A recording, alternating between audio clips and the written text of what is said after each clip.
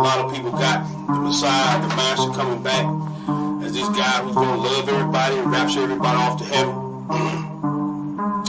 That's not true. That's not the teaching of the Bible. The Bible says, that he does judge and make work. All praises to the Father and His Son, the creator of the universe. Yeah, the giver of the laws and commandments, crucified for the sins of the whole earth. But y'all don't pay him no mind, y'all don't pay him no homage, I ain't tripping on him, y'all don't love him. Y'all too busy worshiping other guys, Christmas, Easter, Valentine, yeah, y'all love sin. And these taxes ain't no help, they done closed up the doors to the kingdom. Matthew 23 and 13, tell me y'all some hypocrites, y'all ain't even getting in the kingdom. And that's real, I've been walking with the word, trying to get to know the word. Another word, I've been reading script. I have come to find out it's a different story when you understand the manuscript. It is false doctrines, all lies. Is it? Like going to heaven when we die. What else? Like eating catfish and pork rinds. That's abomination in the Lord's eyes. You gotta unlearn and relearn everything that you did learn about the Most High God of these scriptures, and you better do it before He return. Cause He ain't coming back to shake hands. Nah, kissing and hugging. No, He coming back to set the record straight. Come on, He coming back to pass judgment. Yeah, cause He ain't coming back to shake hands. He ain't kissing and hugging. No, He coming back to clear the controversy. He coming back to pass judgment. 7 trumpets, 7 vows. Right after Jacob see his trouble, it's coming. He said the whole world gon' bow. Whether you hate him or you love him, it's coming. Got a war, you ain't keeping His commandments, you gon' perish when He come back with His army and the sword. All judgment has been handed down to Him from the Father, and the title has been given Lord of all lords. You've been worshiping in vain though, cause you don't really know Him like you claim so. At the day of judgment, He gon' tell you He don't know you either. And to the lake of fires, where you gon' go? All you heathens and you Edomites. Yeah, Babylon gon' die that night. Talk a takeover, full overthrow. The man of sin, he gon' burn slow. What you know about blood up to the horse's bridle? He gon' call all the fowls of the air to come feast on the dead bodies laying everywhere. You can read it, you been sinning, you ain't gon' be spared. I've been reading, you should get prepared. Yeah, I've been reading, baby, you should be scared. If you thinking the Messiah is a white boy with blue eyes and blonde hair, that's deception at its highest. He gon' judge you with the highest when you kick against the laws and the commandments. That's the covenant, I'm standing on it. 10 toes down, ain't no use in playing on it. You gotta unlearn and relearn everything that you did learn about the Most High God of these scriptures, and you better do it before He return. Cause He ain't coming back to shake hands. Nah, kissing and hugging. No, He coming back to set the record straight. A lot of people got the Messiah, the Master coming back as this guy who's going to love everybody and rapture everybody off to heaven. That's not true. That's not the teaching of the Bible. The Bible says, that He does judge and make work. They will start reading books, and they will realize that the world is so much bigger than the world they live in now. They will never be content to be a slave again. And whatever you do, don't ever let a slave read the Bible. That's the magnitude of reading. They will start reading books, and they will realize that the world is so much bigger than the world they live in now. They will never be content to be a slave again. And whatever you do, don't ever let a slave read the Bible. That's the magnitude of reading. They will start reading books, and they will read. It is the most corrupt nation that I have ever covered. I've been there 25 years ago, and I've been there as recently as last year. Fine. So what? 35 years old. That's what that nation is. Now here's America, 226 years old. You love democracy? But there in Africa, you're trying to force these people into a system of government that you just have accepted. 30 years ago, black folk got the right to vote. You're not in any moral position to tell anybody how corrupt they are. You should be quiet and let those of us who know our people go there and help them get out of that condition. But America should keep her mouth shut wherever there's a corrupt regime, as much hell as America has raised on the earth. No, I will not allow America, or you, Mr. Wallace, to condemn them as the most corrupt nation on earth when you have spilled the blood of human beings. Has Nigeria dropped an atomic bomb and killed people in Hiroshima and Nagasaki? Have they killed off millions of Native Americans? How dare dare you put yourself in that position as a moral judge? I think you should keep quiet. Because with that much blood on America's hands, you have no right to speak. I will speak because I don't have that blood on my hand. Yes, there's corruption there. Yes, there's mismanagement of resources. Yes, there is abuse. There's abuse in every nation on earth, including this one. So let's not play holy to moralize on them. Let's help them. I'm not moralizing. I'm asking a question and I got an answer. Why would you put it as the most corrupt regime in the world? That doesn't make sense. Can you think of one more corrupt? Yeah, I'm living in one. I'm living in one. All praises to our Elohim, the God of our fathers, Abraham, Isaac, and Jacob. I praise him for his son, Yeshua, the Savior of the house of Israel. 10,000 and over. I know he has never lost to anyone or anything. Yeshua's undefeated. They beat him on the road to Gethsemane. He was our savior, but they treated him like an enemy. Cash lost for his garments, couldn't break his extremities. As it was written in the Psalms and the prophecies. Yeah, they dragged him through the city, gave him a thorn for crime. Mocked him and laughed at him, tried breaking him down, but he pushed him in pain. He didn't make a mumbling sound. Some whipped him so bad his blood saturated the ground. Then he was nailed to a tree, they stretched out both of his hands. His side was open, that's where the soldier weapon was rammed. At any time he could have called down a legion to kill him. Just to hop about the chariots and murder them niggas. Darkness filled the skies, then the earth shook in its pain. The temple veil was torn, it was ripped into twain. Roman soldiers were trembling, gripping their weapons in shame. Still nobody understood the power contained in his name. He said it was finished, took his last breath, gave up the ghost and proceeded to go down in death. Even the tomb knew Yahweh wasn't done yet. He knew his purpose and he played it like a clarinet. U-N-D-E-F-E-A-T-E-D, Yeshua undefeated. U-N-D-E-F-E-A-T-E-D, Yeshua undefeated. They laid him in Joseph Parra tomb and filled up the grave. The guards patrolled 24/7, sure that he stayed. The guilty scattered like roaches when they running from raid. Afraid of the words he spoke and the promises made. 3 days the world was in silence, our people overwhelmed with doubt. Hell threw a party thinking they can count him out. Demon laugh and dance as they scream and shout. He who laughs the loudest, lining through the crowd. Way deep in the depth, he shattered the chains, took the keys from Satan, and he broke the restraints. Death had to yield, and all of his power was drained. Now every knee got to bow at the sound of his name. U-N-D-E-F-E-A-T-E-D, Yeshua undefeated. U-N-D-E-F-E-A-T-E-D, Yeshua undefeated. U-N-D-E-F-E-A-T-E-D, Yeshua undefeated. U-N-D-E-F-E-A-T-E-D, Yeshua undefeated.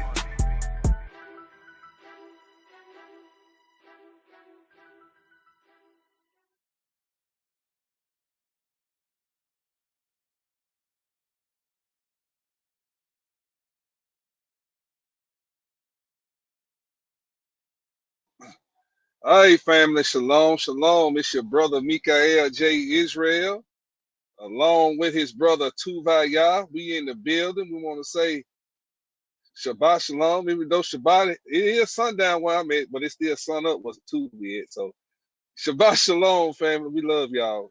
Shabbat shalom, Shabbat shalom.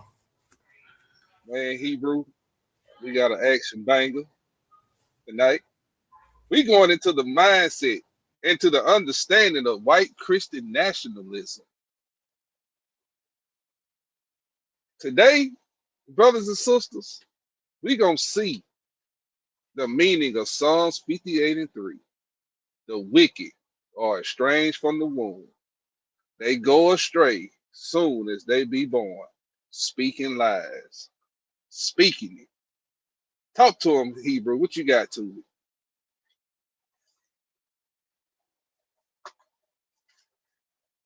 All right. So, brothers and sisters, I'm gonna get this thing kicked off because I got a lot of information to get through, a lot of scriptures to get through. This is we got a lot going on in the earth, and all I've been seeing on social media is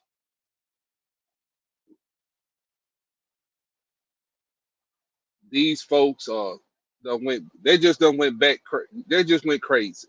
They been crazy. They done went past insanity. Past it, brothers and sisters. So my job is, as a watchman on the wall, is to show you how they thinking and why they thinking the way they're thinking. Because they was born, they was taught to speak these lies. We gonna show it to you.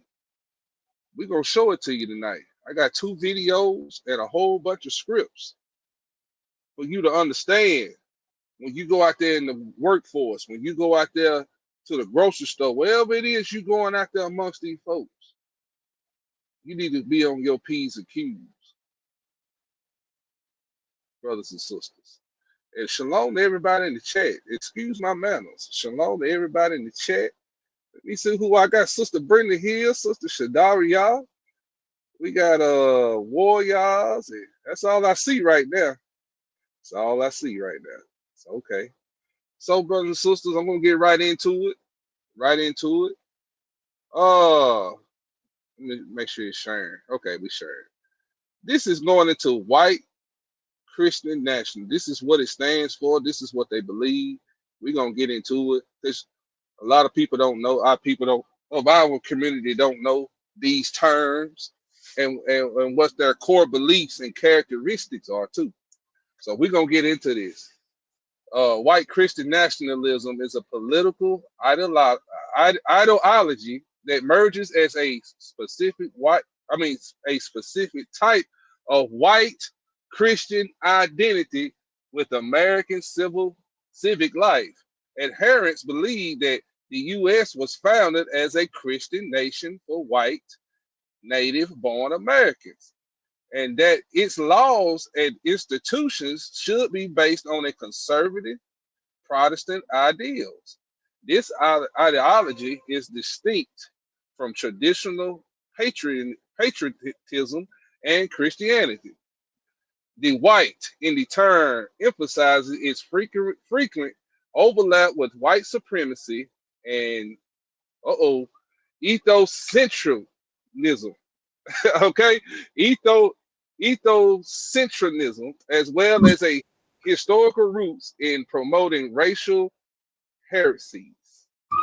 That word right there. Hierarchies. Look that up, Hebrew. That ethnocentrism. Ethnocentrism. All right, got you, Hebrew. Let me get it. I'm supposed to pull it up. Okay, let me do it this way. Hold on, family.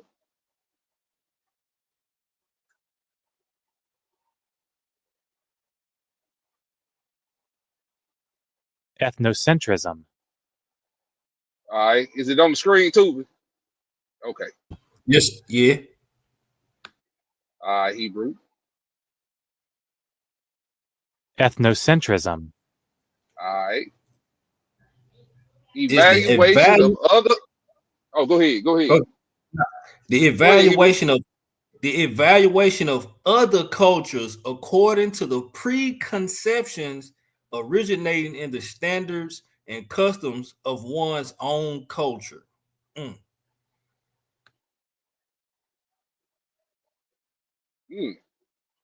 It's being, whatever that is, that word. We're gonna look at this. Is it being racist? Okay, it's saying it's not the same as racism. So let me go back over here to this one where we was at. All right, good looking out, Tubi. So core beliefs and characteristics. Fusion of identities. White Christian nationalism fuses American identity with a white Christian culture suggesting that true Americans are white and Christian. Nostalgia, and grievance. This worldwide view, this worldview, often includes a sense of grievance and nostalgia for a mystic past when Christians held unquestioned dominance. Adherents believe that the nation's decline is caused by non-whites, non-Christians, and immigrants. Ain't that what we see today in their mainstream news? This is what they talk about. Trump now believe, all of them Christian nationalists believe that this nation's decline is caused by who? Non-whites. This is why you see them deporting immigrants. This is why you see them coming down on our community, the black community, and the homosexual community. All right.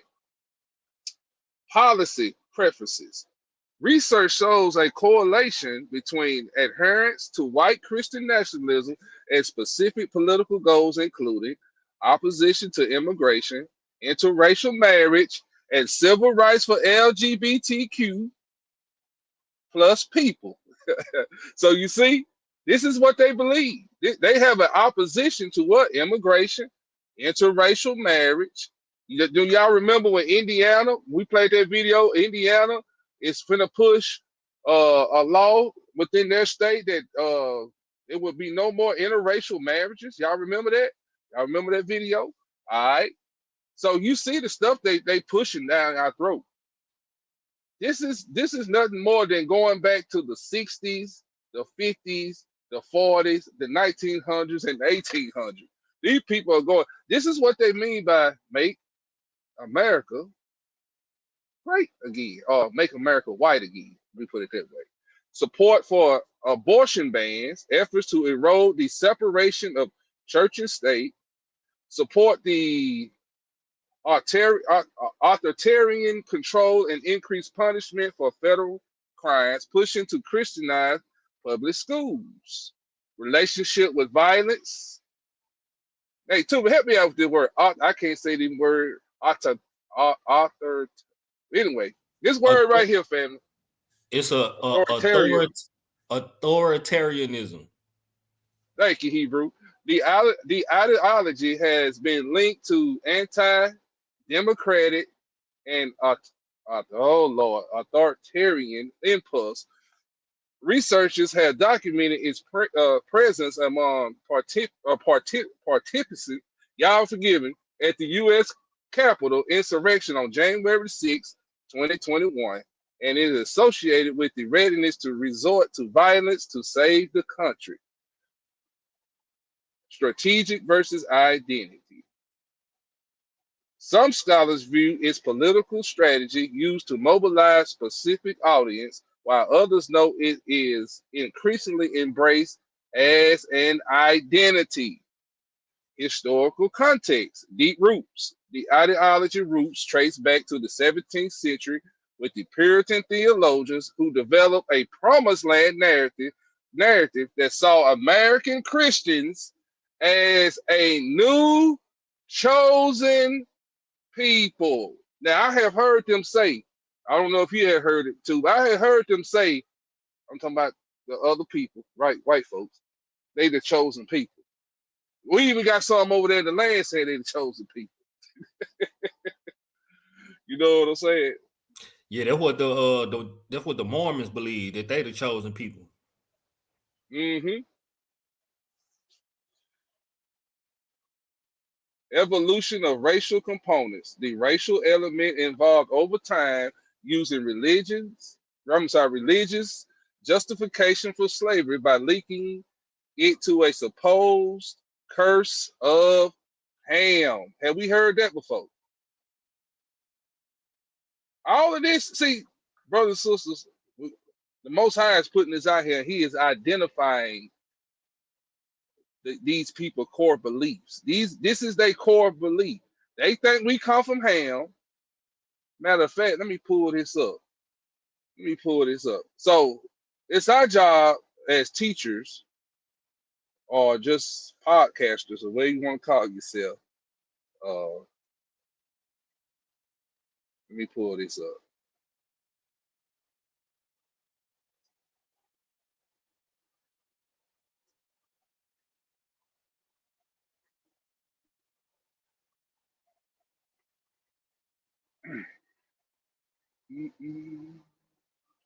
Where is it? Okay, pull this. Copy image. No, I don't want to copy. Hold on, family.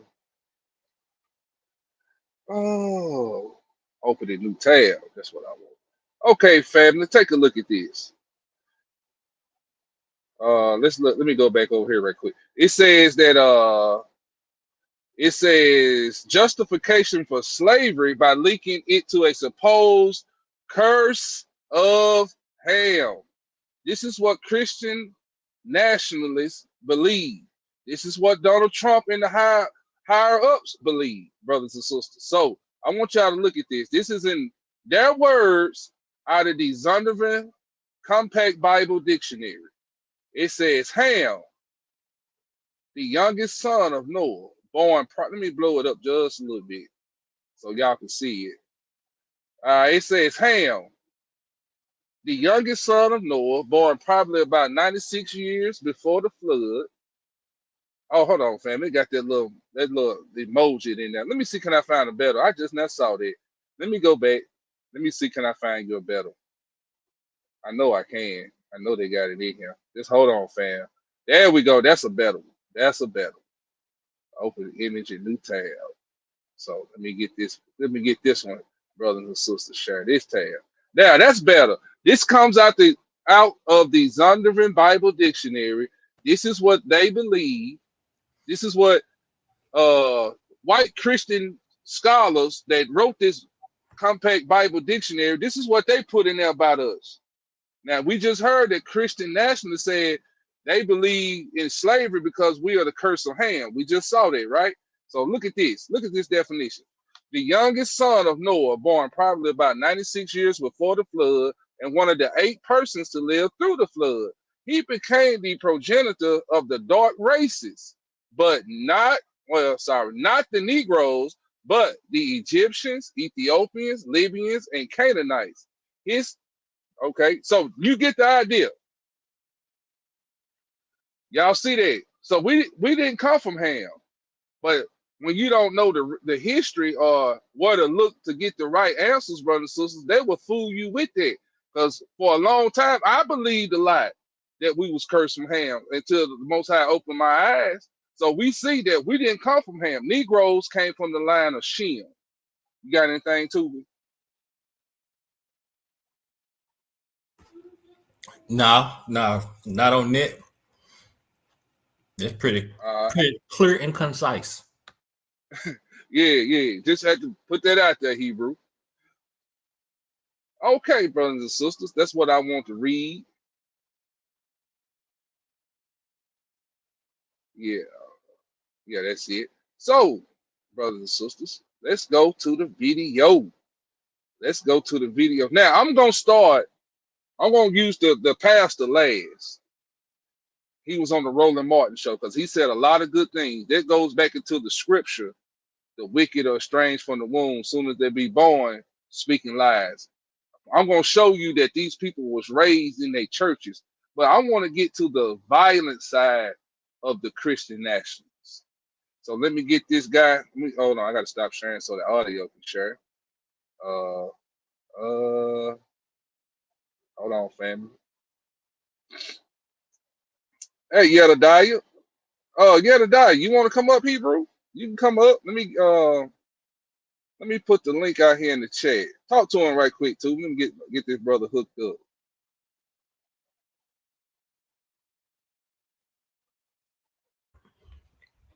Yeah, I see what we faced against, or what we up against.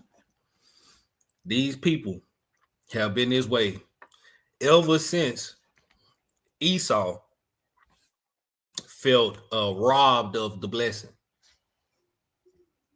Ever since that day, he said, "The mourning of my father is ended." This day I will slay my brother Jacob. We have been hunted and planned to be destroyed by Esau. Mm-hmm. And this ain't nothing but another plot. This ain't nothing but another plot. They know who the chosen people are. They read the same Right. Bible that you read. Go ahead, Hebrew. All right. Let me get this on the screen.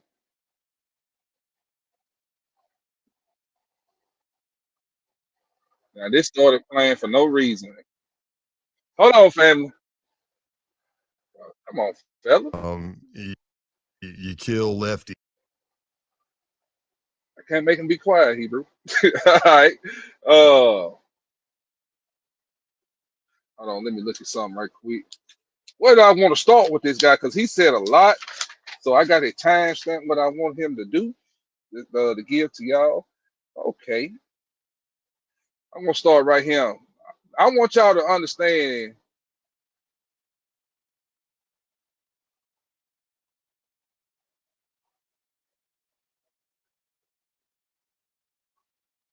the opioid epidemic. But I want y'all, but it's something in here I want y'all to hear. And then we're going to get right to the incel of the whole thing. But all these incels that's in the United States that a lot of our people don't know about. But I want you to listen how he was in Tennessee. He's an FBI agent. He's retired now. And he retired last year. But I want you to understand what was going on in the state of Tennessee, as well across America, brothers and sisters. I want y'all to listen to this brother. Here we go.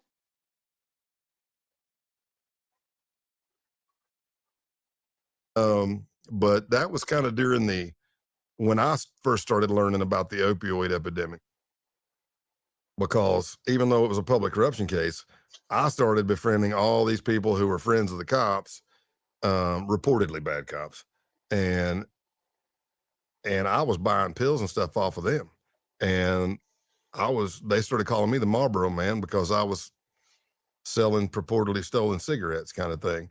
And what I found is in that East Tennessee town, they could get their pills and they could get their whiskey, but they did not like paying that much money for cigarettes, you know. So that worked for us. And then again, I was kind of like a theft ring guy. But we were uncovering carloads of people going down at least twice a week to Fort Lauderdale. So that was Broward County at that point in time was the mecca for opioid. They would go down there and they would doctor shop. So you could go into a doctor's office from out of state, just pay cash for your visit. They cut you a prescription for all your nice opioids. Back then they had the Oxy 80s. I mean, and they went for $1 a milligram on the street. So that's an $80 pill.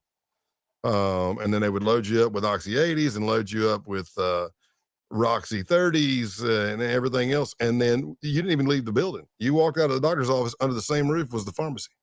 So you fill the script. Then you drive down the street to another doctor and do the same thing. And so they weren't keeping track of it at all back then.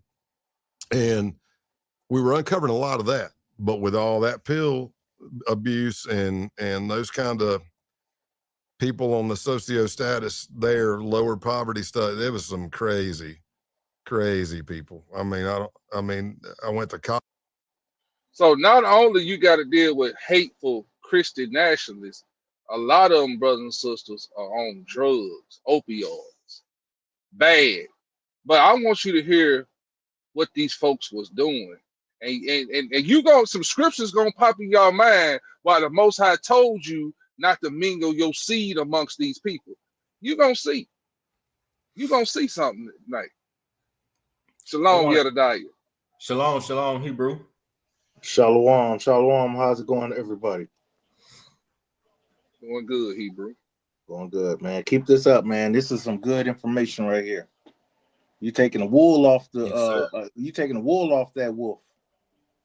Yes, sir. We don't know no other way but to shear that rascal. Just shear that wool right off of it. Yes, sir. Hey, all right, y'all. Tubi, was you finna say something?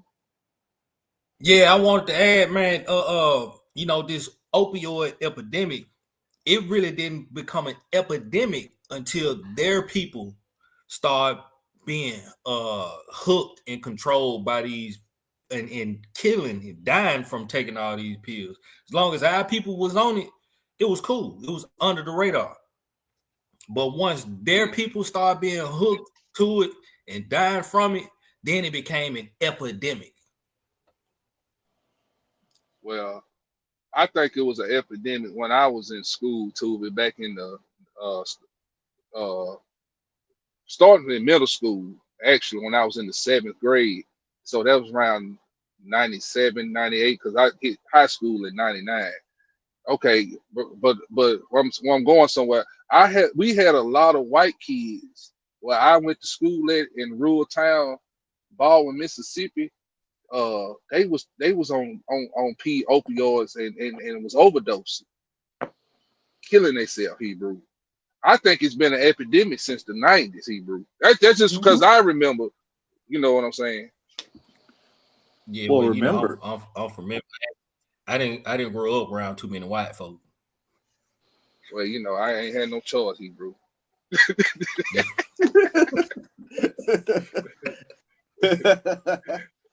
But you know what though? Y'all go ahead, yeah, go ahead. The thing is, which is hilarious, right? So they, these people are so dead, DEAD, set on destroying us, but they follow everything that we do, like to the T. So it's amazing to see these people act like it's a surprise when they want to get down like we apparently, the lowest of us got down. You know what I'm saying? So it's I don't know. They are, that old song, Destruction, they headed for self-destruction. That wasn't just for us, that was for them. I rest my case. Shalom, brother Amos. I see you, Yahuwah's Kingdom. Shalom, Hebrew. I gotta give you a call, Hebrew. We ain't talked in a while. I want to call you here. All right, y'all. Let's hit this play button. I want y'all to listen. Listen now. Not only you dealing with Christian nationalists that hate your black behind, but a lot of them on opioids. But I want you to listen to the behavior of these heathens. Cockfights, which was kind of something that's been there forever. That's kind of what they do, but it's a slippery slope, right? You got a cockfight going on. You see cop cars there, and you're like, well, it's illegal, but it's cockfighting. You go, but it's illegal. And they go, yeah, but I mean, we've been doing this our whole lives. And you're like, okay, but what about all the people dealing pills and cocaine right here in front of the cop? And then I went in there and asked for a beer, and they're like, oh, we don't serve beer. That's illegal. And I'm like, I laughed. I think I offended the lady. I'm like, yeah, you're worried about a liquor license? You're fighting animals here, and there's cocaine and pills all in the parking lot. I can go get that if I want it. I was just wanting a beer, I'll bring my own next time. Christian nationalists on opioids fighting animals. Now, when Michael Vick fought animals, he had to go do 7 years? Is that right? That's correct. Like Mike Vick did 7 years? Yeah. You see, what's that script? They hold themselves not guilty. See, they can go out here and fight chickens and dogs in the rural countryside of America because that's what they do. I grew up around it. I know what he's saying is true about Southerners. But anyway, let me keep going. But yeah, there was some. Some of it is very, very sad because you get old guys with pills and you get young girls addicted, and the stuff that's being done for an addiction is just, it's terrible. It's sad. But that case went pretty good. And then we got a constable that was dirty. Heck, he sold me cocaine. Hey, Scott, come here in the bathroom. I'm like, what do you want me to come to the bathroom for? You want some of this? I'm like, you're a constable. What are you selling me cocaine for? All right, yeah, I'll buy it. And then another dirty cop. But it kind of fell through from getting where we wanted it to because some of the players, and by players, I mean like the dirty constable, when he went to recruit the other cops who had been reportedly being dirty, he came in too big. scared them off kind of thing. Or maybe they're not dirty. I couldn't prove it. There's an awful lot of smoke there, not to be a fire, but just saying. But that's the problem with a lot of those cases. You interview somebody, they go, I know for a fact Scott Payne's dirty. Well, how do you know? Well, because my cousin's sister's brother is dating this girl, and her son saw Scott, and I'm like, that's not good enough. We can't indict somebody for that. We need more. And that's kind of what happened. But yeah, there were all kinds of characters in the book. I'll tell the listeners that some of it's pretty graphic, but it's true. I mean, you got like the Johnny Two Fingers guy who lost his fingers. Everybody in town knows he lost his fingers because he was having sex with a donkey, and I guess the donkey didn't like it, reached back and bit 2 of his fingers off. Y'all see what's going on? These are your Christian nationalists having sex with animals. Oh, we're going to expose it tonight, brothers and sisters. Y'all got anything? The donkey reached back and bit his fingers off.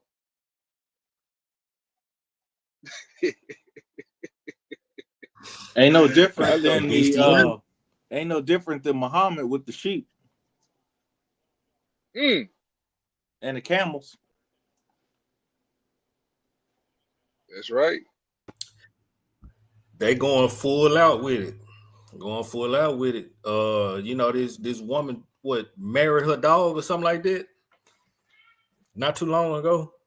They legalizing it in Canada. Oh Lord. Yeah, they legalizing you can marry your animal in Canada. So they're on opioids. They fighting animals. They having relationships with animals.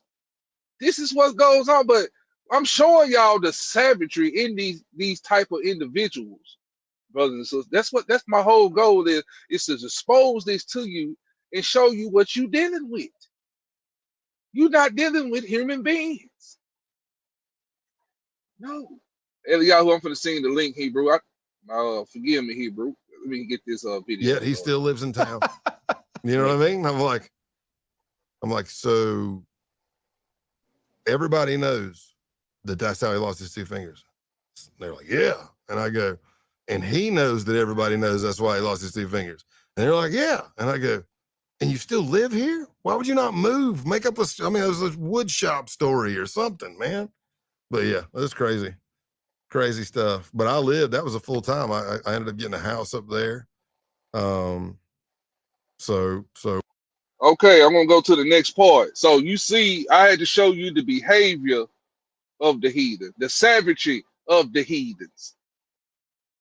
But they want to sit up here and talk junk on us, the true people of the Most High God, like we the savages and the animals. Who's the animal now? Because the Most High said he was going to use their own people to tell on themselves. And that's what we seeing in this hour. Y'all got anything? Well, I mean, yeah. What's the old quote? He who conquers can adjust history. So, that's the one thing about it. They can make themselves look like what they want to be because they have. I don't know how to say it, but you know what I'm saying? Is like they can make up however they want because they create the curriculum for it. Right. I see what you're saying. They make the rules for the curriculum. Right. This I just say this ain't nothing but fallen angel activity. You read in the book of Joshua where the fallen angels sinned against animals. That's exactly what these heathens is doing. They sinning against everybody, including the animals. Right. So you see what I'm saying now, don't you, Psalms 91? When we was on the prayer line, I said, I broke down to them, this is what they mean by one small step for man and one giant leap for mankind. These people are not like us. That goes back to what Tubi was just telling y'all about these people mixing their blood with these fallen angels. It's still going on today. These people ain't not like us. They are not like us. But okay, family. I want to get y'all here because we got a lot of information to get through. I want to get y'all here. Now, this is what's going on around you with these people. Now we're finna get to the grit. All right. I just had to show y'all the activity that they got going on out here, what these people doing. So now he's finna get into the inside plot of what these guys are out here doing. He's gonna tell us what's going on and what you need to watch out for as people of color with these white Christian nationalists, extremists, or I should call terrorists. Let's talk about the base then. So I guess I hadn't heard of this group or even groups like this prior to hearing you talk about a lot of people have. A lot of law enforcement hasn't. I bet, man. And it's pretty shocking stuff that we'll be talking about. But I guess similar to the Outlaws, just explain to people kind of what this group's ideology is, and then how you ended up getting into it. Sure. So the accelerationist white supremacy view goes like this. Number one, they hate the government. So don't think Republican, Democrat, right, left. That's not it. They hate the government. They want a Hitler's Germany. That's what they want, which is what a neo-Nazi usually wants anyway. But with accelerationists, they go about it by different means. An accelerationist is their views are this. They don't believe there's a political solution that can save the white race. They believe that society is going to collapse on its own or from man-made events, and they want to accelerate. They want to speed up the collapse of society because in their mind, when the collapse of society happens, then they can come in, clean house, and have their own ethno-state. That may not necessarily mean the entire United States, but I can tell you that when I was in the base, my cell, CELL, was looking at property. My cell and the Maryland cell were looking at property in the Appalachian Mountains. There was a Northwest, Midwest, Detroit, out of Detroit area in Michigan. They were looking at property in the Upper Peninsula of Michigan. The Pacific Northwest, they already had property. The leader of the base had property in the Pacific Northwest. So that kind of compound idea, we run our own thing. We are our own doctors and everything. Again, not a lot of afterthought on some of that stuff, but that's the idea. And they want to do it through like guerrilla warfare tactics. You're not going to see an accelerationist out on the street in a hood and a robe or walking down the street with signs.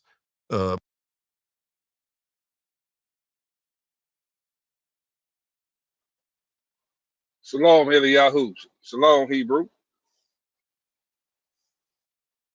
Hey, shalom, man. Peace and blessings to you.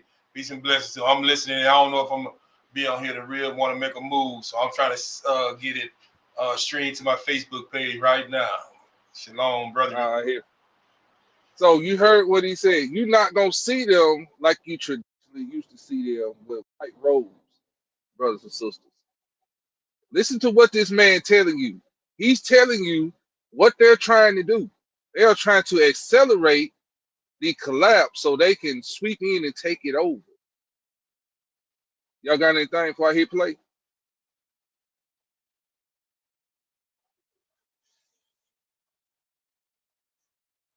All right. Hey, real quick. That's giving you creating the problem and the solution, huh? That's right.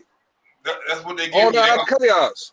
Mm-hmm. Let me create the problem, then I'm gonna offer you the solution. So you ain't gonna have no other choice but to take it because they have already set it up that way.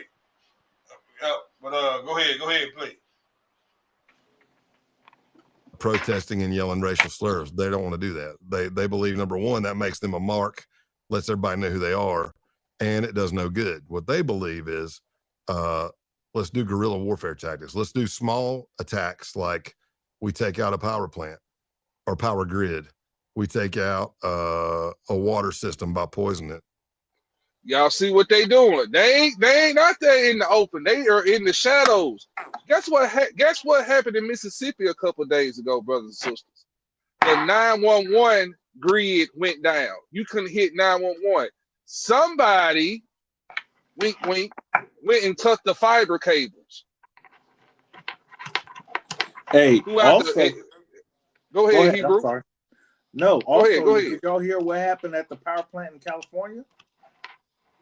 What happened? I ain't hear about Man, that. they said that there was likely an attack. And I'm looking for more information, but there was most likely an attack on the power plant in California. It was on fire. Oh, so you see, y'all remember those processing food plants was burning down mysteriously? See, now everything's starting to make sense. Them trains that derailed in Ohio, that caused that mess up there, poison no folks. See, these people have been behind the scenes doing stuff, and you heard him poisoning water supplies. This is what those white supremacists are doing behind the scenes where you can't see them. They're creating the problem to come in with the solution. Y'all got anything? Hey, Yeti, that was back in 2013 or 2014 or something like that, right? Okay, I'm looking now. I guess it was like February 2025. Okay, it's a battery power plant. I thought it was something. Okay, so I got my days mixed up. I'm sorry about that. I was about to say they attacked PG&E, and I know why. Them energy prices is extremely ridiculous. Mm-hmm. What did one of the refineries out in California, like Chevron refinery? Yeah, that's what I thought. Somewhere out there, El Segundo. Yeah. Yeah, it's today. That's what it is. Okay. Mm-hmm. Yeah. So that's a major power plant right there. Yeah, that's what most of the gas stem from in California. Okay. And they said an explosion had to cause that. It was jet fuel. Oh, for jet fuel production unit. Okay, so they trying to stop a lot of things, jet fuel and all that other stuff. But keep it going. I'm sorry. And out here, they trying to pass a bill to where there's no more gas cars. They want everybody in an electric car. Wow, I didn't know that. Boy, that California something else. Yeah, that California bullshit right there.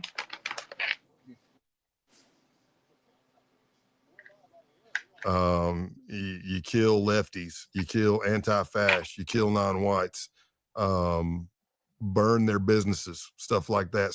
Oh, did you hear what he said? I'm gonna start that back over because I know y'all wasn't paying attention. Let me start that over. I was paying attention to that. Yeah, I heard that clear back. Whites. Go ahead. And they were looking at property in the Upper Peninsula of Michigan, the Pacific Northwest. They already had property. The leader. If I messed it up, y'all, I'm sorry. Protesting and yelling racial slurs. They don't want to do that. They believe, number one, that makes them a mark, lets everybody know who they are, and it does no good. What they believe is, let's do guerrilla warfare tactics. Let's do small attacks, like we take out a power plant or power grid. We take out a water system by poisoning it. You kill lefties. You kill anti-fascists. You kill non-whites. Burn their businesses, stuff like that, slash their tires, anything to create chaos, to start the downfall of society. So a lot of times. So what you think happened in Mississippi with our brother that got hung? They trying to start this thing, y'all. They doing everything and anything to provoke Judah. Y'all got something on that? Cause I know y'all got some smoke for that now. Cause that brother, he said it. He said it. Go ahead, Hebrew. It's funny. We didn't start tripping until certain things happened. Because we the most forgiving people. Because the amount of stuff they are even at all in that at all. They said, man, some of the stuff that we've been through, we should have been tore things up. But the only time we did anything was during Rodney King. It was doing that brother up in Minnesota.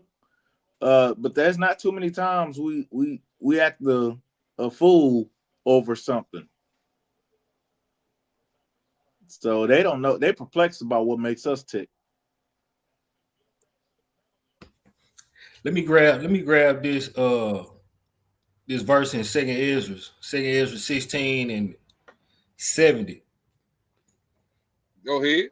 This is what they trying to do. This is what they trying to incite, right? For there shall be in every place and in the next cities a great insurrection upon those that fear the Most High. They look up the word insurrection. I'm pretty sure most of the people that follow this channel or these channels know what it is, right? It says insurrection, a violent uprising against an authority or government, right? Basically like a revolt, a riot, right? So they're going to be rioting. These other nations are going to be rioting against those that fear the Most High. And who is that today? Who are the people that fear the Most High today? And that's what they're trying to do. Little things, little bitty thing. We were speaking on that guerrilla warfare earlier. That's a guerrilla warfare tactic. Mm-hmm. All right, let me go ahead right after this.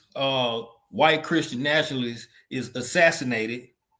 Let's go ahead and take one of their people out so they can get out on the streets and protest. Then while they out there protesting, we can snipe them from the roof or walk through the crowd and stab some of them in the side where they don't know who hit them. That's right. And a lot of things is coming back to my mind. You remember the George Floyd protest? Mysteriously, a crate of bricks showed up. Somebody put a pallet of bricks out there for them to throw. Right. I remember that. Right. It was them. It was them that was doing it. Okay, brothers and sisters. I've been preaching. Tuvi been preaching. Eliyahu, we bang out of that second Ezra chapter 15 and 16 because this brother just read that script, that great insurrection. They call themselves what? The insurrectionists. Go ahead, Tuvi. Nah, yeah, you got the floor, Hebrew. Yeah, anybody got something to say? Because I'm telling you, man, these scriptures, this prophecy is leaping off the pages of the Bible and the Apocrypha, which is part of the Bible. Remember that white boy that was walking around with that rifle just shooting people?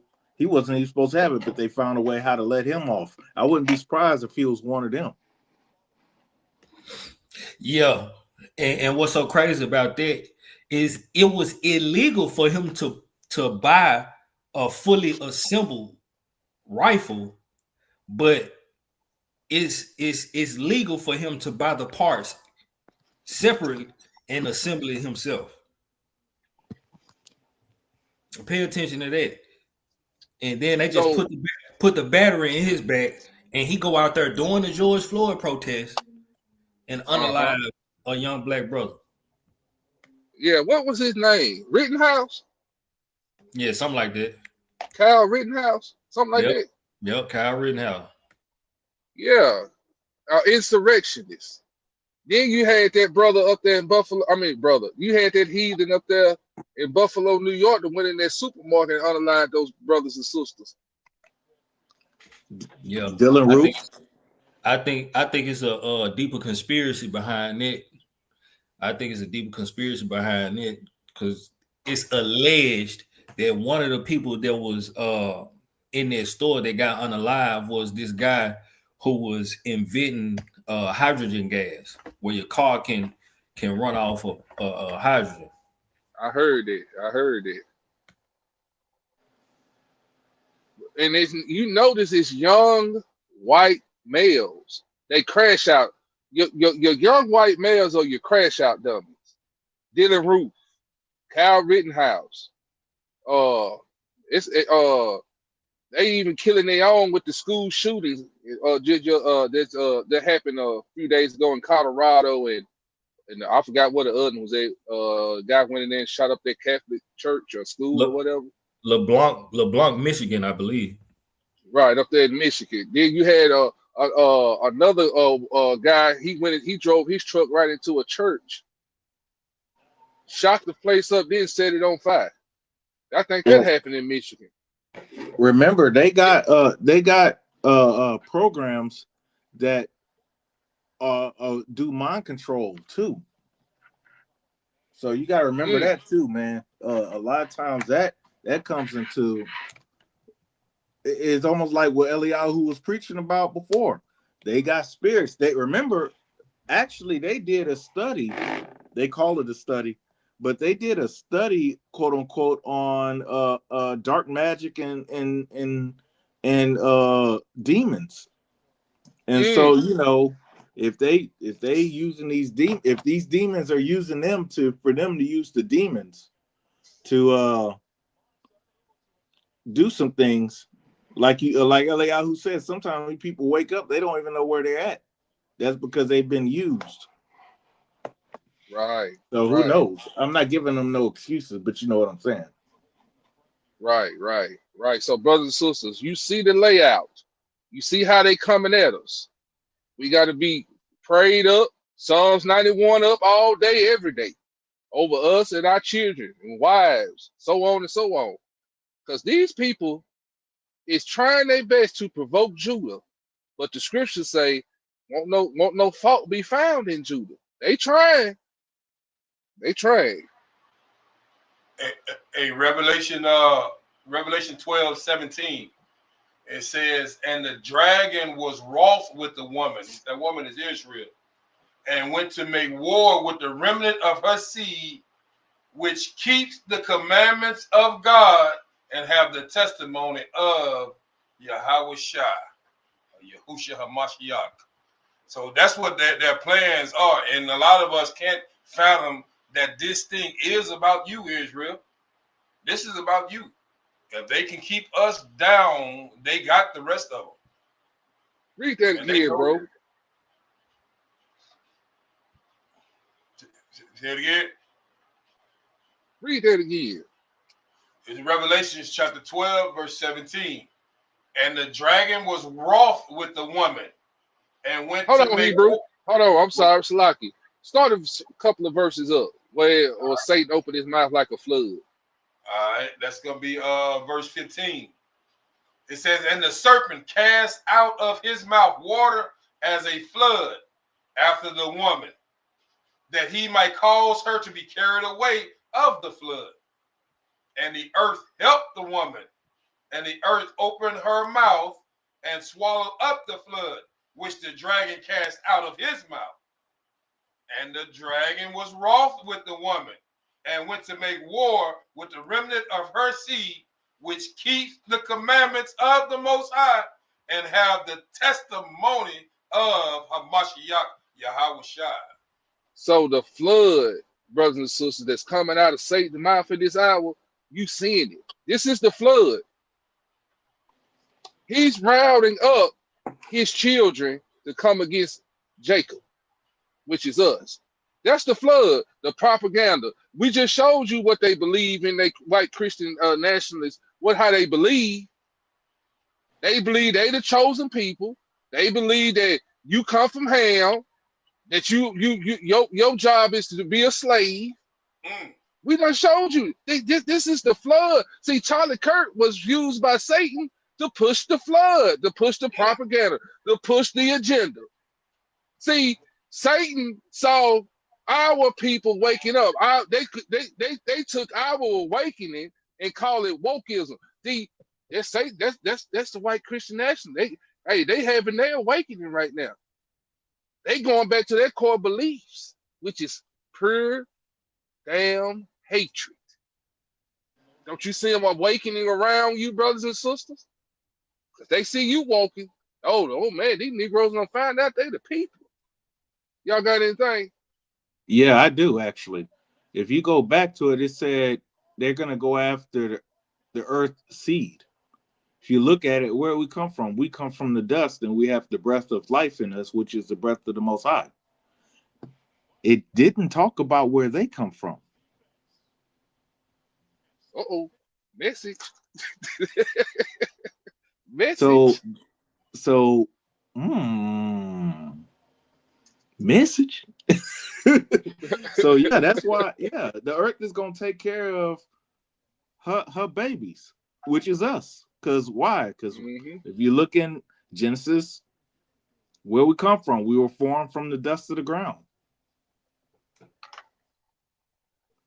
Sure, right. Did not the earth swallow up those ancestors that was wicked going against Moses and the Most High? Did the earth not swallow them up? It's gonna be it's got to be some supernatural things that take place in this earth, brothers and sisters, because that's why Paul said our weapons are not.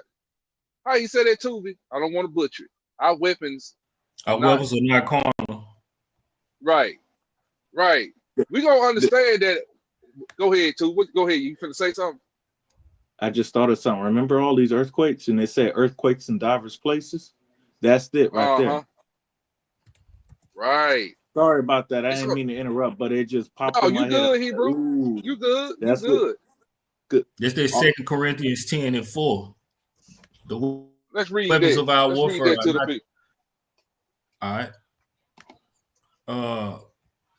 Matter of fact, I gotta pee. Go pee. You don't have to remember. You don't have to tell me you got a potty. Okay, just go get on the potty. Yeah. I love you too. I'm gonna start at verse 3. 2 Corinthians 10 and verse 3 says, "For though we walk in the flesh, we do not war after the flesh. For the weapons of our warfare are not carnal, but mighty through Yah to the pulling down of strongholds."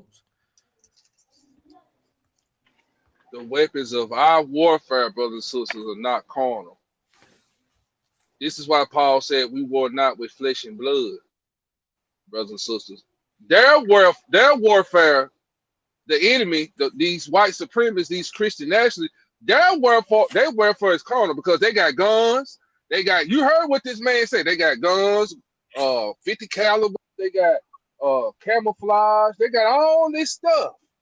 You seen them even with a pickup truck with a 50 cal mounted on the back of it. We showed that in a video. They got all type of stuff. But our weapons of warfare are not what? Carnal. It's gonna be some supernatural things that take place.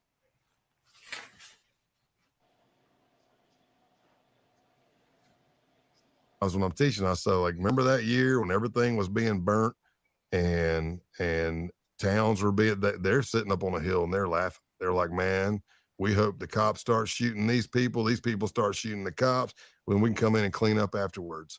And that is one of the plots we uncovered, that kind of compound idea. We run our own thing, we are our own doctors and everything. Again, not a lot of afterthought on some of that stuff, but that's the idea. And they want to do it through like guerrilla warfare tactics. You're not going to see an accelerationist out on the street in a hood and a robe, or walking down the street with signs protesting and yelling racial slurs. They don't want to do that. They believe, number one, that makes them a mark, lets everybody know who they are, and it does no good. What they believe is, let's do guerrilla warfare tactics. Let's do small attacks, like we take out a power plant or power grid. We take out a water system by poisoning it.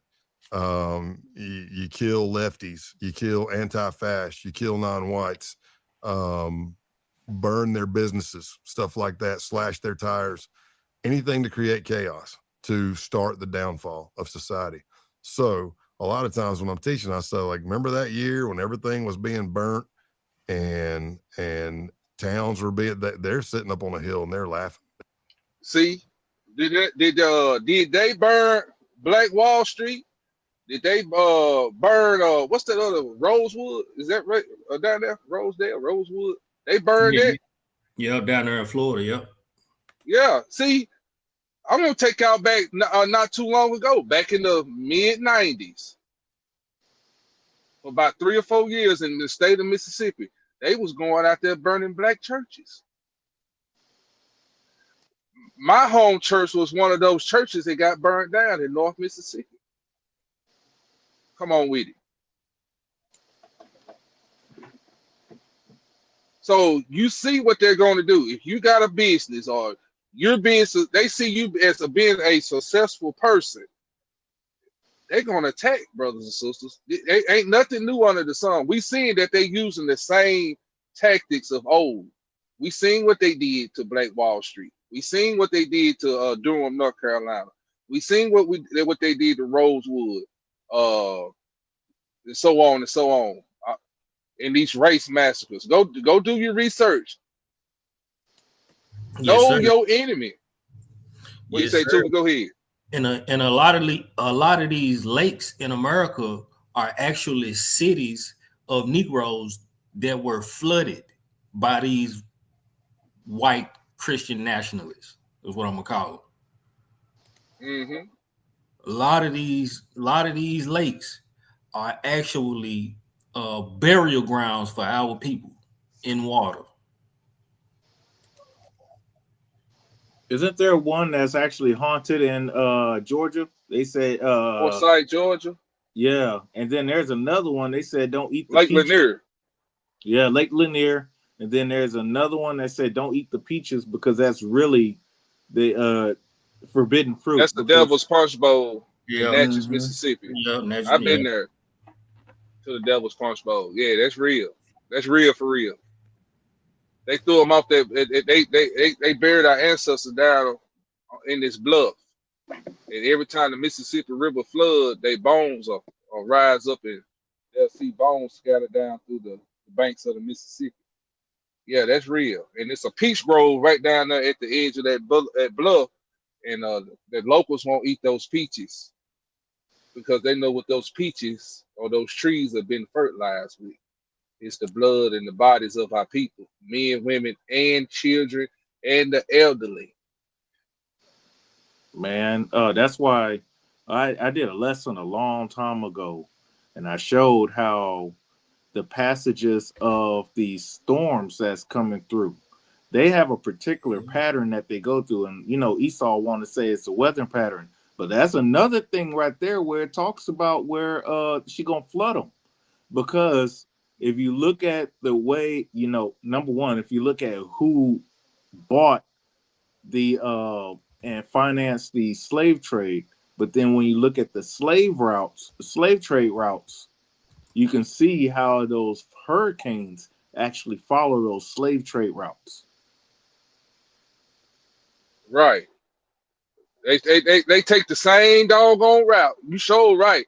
Some might veer off down toward Puerto Rico, Brazil, and all that. Some might veer up toward the Gulf, going up toward Louisiana and Mississippi, Alabama. Then some of them go right up that coastline, the East Coastline. I'm talking about right up it. Where they dropped them off, that hurricane go right up that shoreline or the eastern seaboard. Sure will. And that wave or that cloud starts off the west coast of Africa. And from Africa's coastline to America's coastline is 4,200 miles long.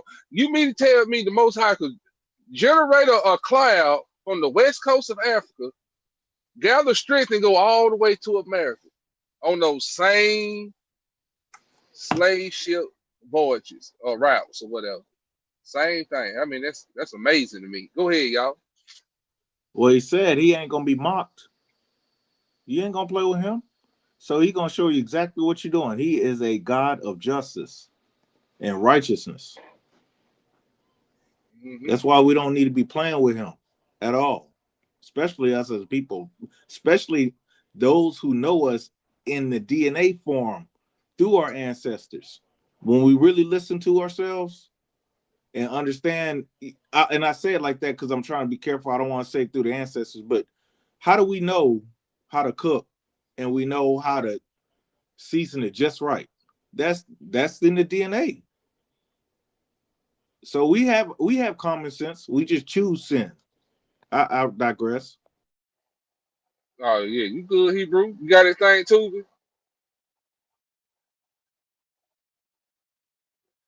Nah, man, I'm actually looking up this documentary that I was watching about what we were just speaking on, them cities becoming lakes. Okay.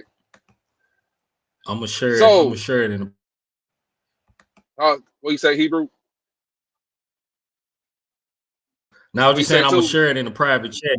I said I'm gonna share it in a private chat, and you can share it with the people. Okay, cool. So, brother, sister, we're gonna skip that and go to how good are they with tactical weapons. Listen to this, brothers and sisters. I'm trying to scare y'all tonight. Damn, dude. Yeah, I'm just thinking about like, and you you trained with them to, I guess, make these propaganda videos, but also like build yourselves up skill wise. And I'm just like, I'll tell you what I'm thinking. There's like former tier 1 operators that are teaching CQB on freaking Patreon these days. Like, how good were they like tactically? And well, the first time I met them face to face, and I got checked face to face, and they almost found the tracker. Like in the first 2 to 3 minutes, they almost found the tracker on my truck. I was like, "What the heck?" Another little scary moment. But he missed. Luckily, he stepped away, and I lived to fight another day. But the next day, we did firearms and tactics training. It was led by a 19-year-old kid. No military. His dad took him to the gun range apparently, and maybe gaming. But it was good. I'm lead tactical instructor. Not saying I'm something awesome. There are people all over the United States that got my skill set and better. But if you've had that training and you're an instructor, you can do that. Of course, I was an instructor. You hear that? You got 19 and 18-year-olds out here that know their stuff better than they know how to do this tactical stuff better than the FBI, brothers and sisters. They know how to do it better than the military, because some of them are ex-military. Y'all see these people have been training for this.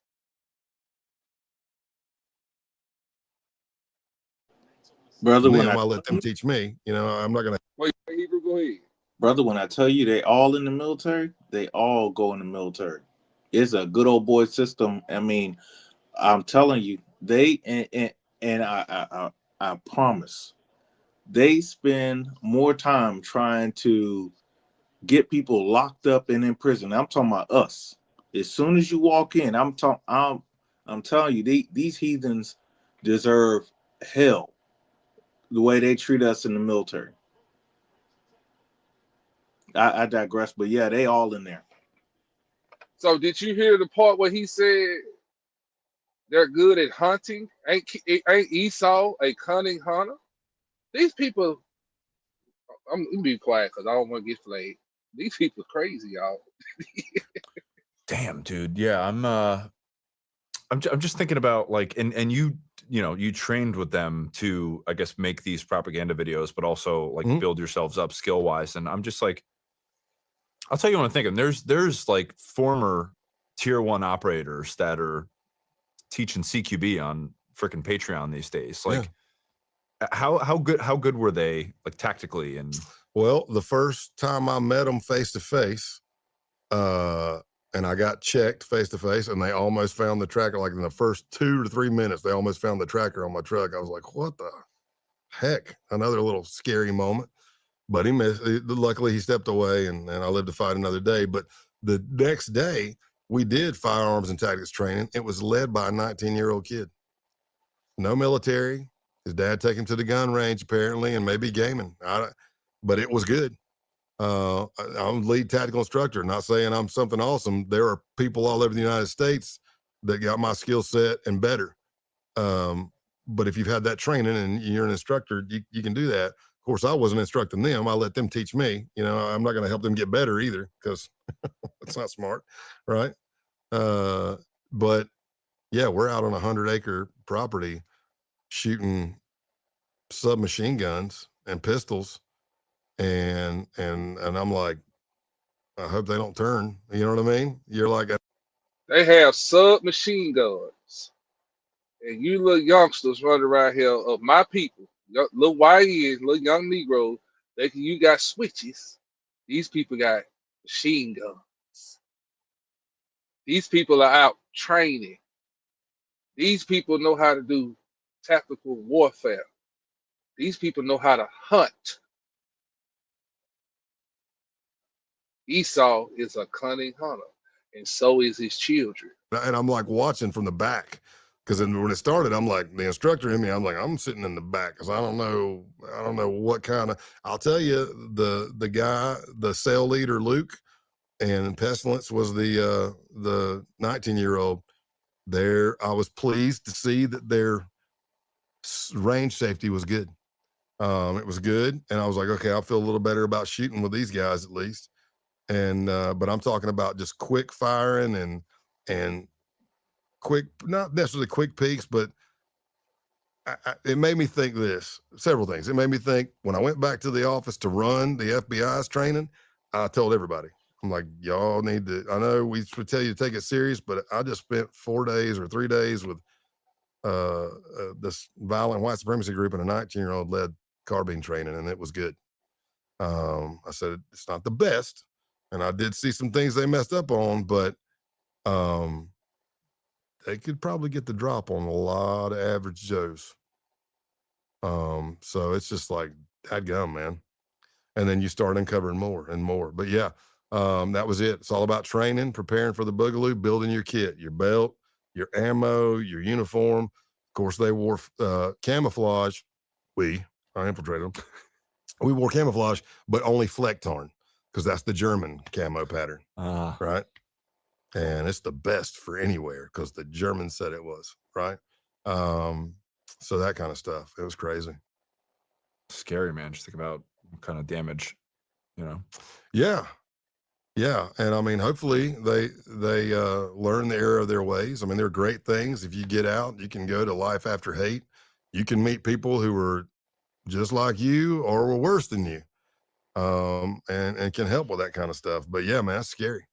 And then the blind eye of the parents thing. That's the putting on the blinders.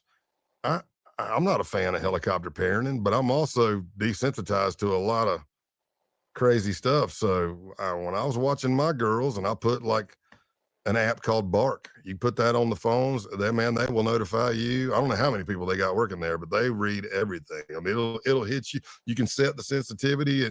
It'll send you, hey, there's firearms talk, there's suicide talk, there's drug talk, there's sex talk. They'll flag it all. Now, I didn't go confront my kids on everything, but I watched it. My wife probably would have nutted out if she'd have seen some of those things, but I was like looking, I'm going, I mean, as a father, no, I don't want to read this, but this is normal. This is, you know what I mean? Just let me kind of keep an eye. Because you hear these people, and it happens in law enforcement anyway, but you can show the parent the video. This is your son committing this crime. And they go, that's not my son. And as you look at as your son committing the crime, he even says, I'm your son. Watch me commit this crime. You know what I mean? And it's like, not my little Johnny. And I get it. That's being a good parent. But also being a good parent is not turning the blind eye and engaging and paying attention, because you don't know if because evil people go to these places to groom people and to recruit people. And you can't tell me, or you're not going to sell me. You're not going to sell me on the fact that you thought it was just a phase, when I mean, like, at least once a month, a bunch of dudes are coming on your property with Flecktarn and balaclavas, and we're shooting submachine guns. And it's not like we're not talking about what we're planning on doing. And then you come down on under the awning of the barn and have a few drinks with us, and you hear all the crazy rhetoric. And then you know your kid doesn't really have a job. He didn't have a car till the end. He bought it and it wouldn't run that good. But he's got bulletproof vest and ammo and rifles, and then he's got a shrine right there in his room, which is the skull that's now been. Yeah, pay attention to this part, brothers and sisters. They have an altar, a shrine. Oh, brothers and sisters. Now, this is what I really want you to hone in on. They not like us. These people sacrifice to devils. Ain't that what the scriptures say? The Gentiles sacrifice to devils? The Most High wasn't telling us lies. Listen to this. Cleaned of the ram that was stolen and we sacrificed at a ritual. And I'm going, I mean, as a father, no, I don't want to read this, but this is normal. This is, you know what I mean? Just let me kind of keep an eye. Because you hear these people, and it happens in law enforcement anyway, but you can show the parent the video. This is your son committing this crime. And they go, that's not my son. Ed, did you look at as your son committing the crime? He even says, I'm your son, and watch me commit this crime. You know what I mean? And it's like, not my little Johnny. And I get it. I get it. That's being a good parent. But also being a good parent is not turning a blind eye and engaging and paying attention, because you don't know if because evil people go to these places to groom people and to recruit people. And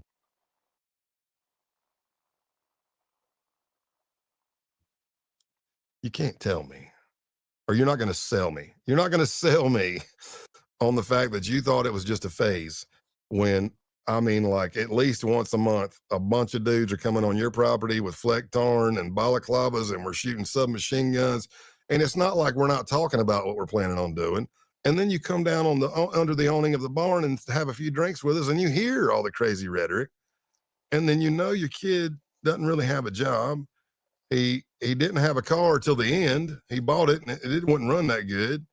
But he's got bulletproof vest and ammo and rifles, and then he's got a shrine right there in his room, which is the skull that's now been cleaned of the ram that was stolen, and we sacrificed at a ritual and drank its blood and carried its head around. That head is now clean. It's the skull with the horns, and it's got swastikas and other white supremacy stuff with some runes for Norse and all. Did y'all hear what he said? Yeah, I want to make sure they heard what he said. Yeah, I know it. Talk to him, Toby. He said that he got the skull of the ram that we killed and sacrificed and drank his blood. He telling on them. He telling on himself too. I noticed the rings on his hand, and I was thinking in my mind, he looked like a Satanist. Yeah, I saw that too. Remember where they get their power from. Because it sure enough ain't gonna be the Most High that's gonna give them that power. So of course they're gonna bow their heads to idols and to false gods and try to get them demons to run through them. Because look, the way Jake be clowning them online with running, jumping, all the other stuff, they gotta recruit these spirits to help give them some kind of help. You got young Jakes that clown these people, man, be gone. Like I remember watching this young Jake take off on these cops, just gone out of there. Bye. They couldn't pursue them. So, that's what they're gonna have to do. Somebody get me 1 Corinthians 18 through 21. 1 Corinthians chapter 10, 18 through 21. Hold on. You want me to get it, or you got it too? Yeah, get it for me if you don't mind, bro. Let me get my stuff. Hold on. 1 Corinthians.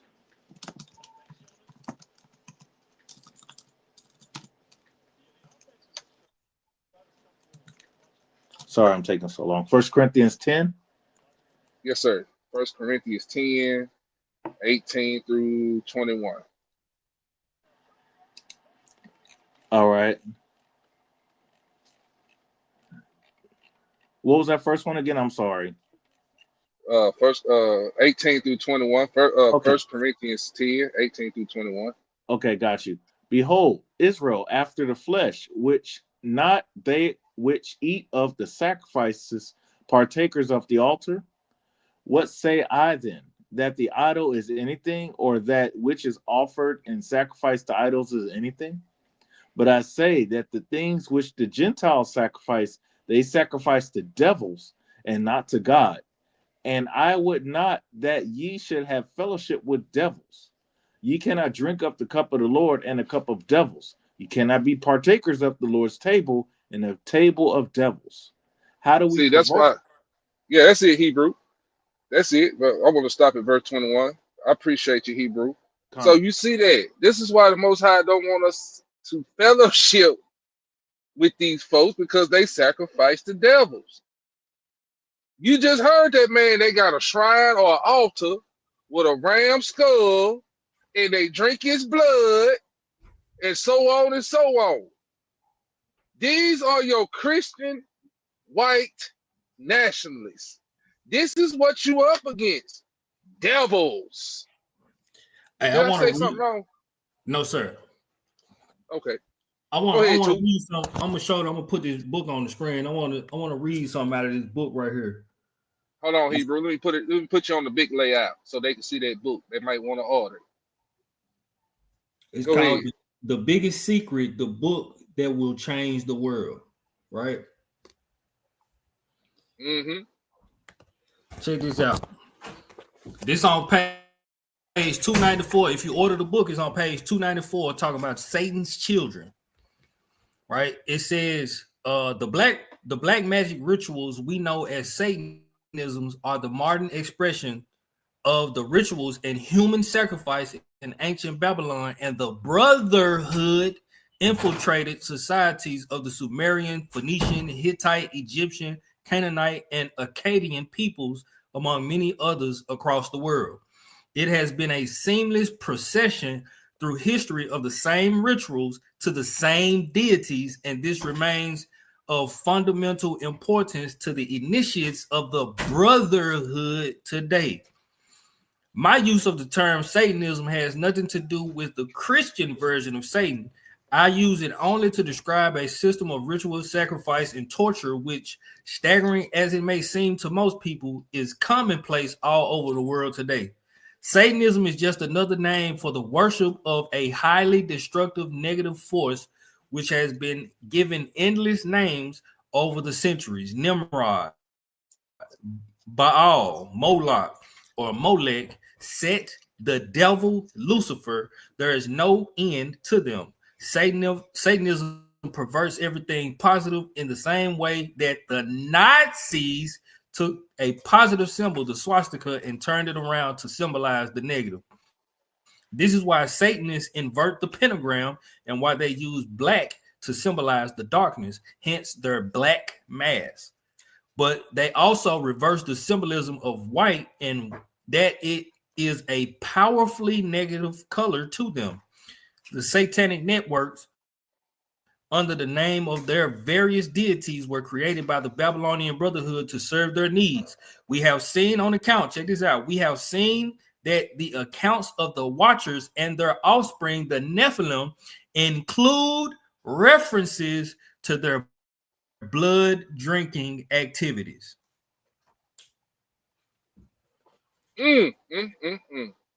Blood drinking activities. So I'm about to get that book. I ain't got that one in my arsenal. Yeah, and this is another one. I'm gonna show you this one. This is another one. Hold on. Let me put you on the screen, full screen, so the people can see it. This another one to get to. The Illuminati 666, book 2. Written by William Sutton. Yeah.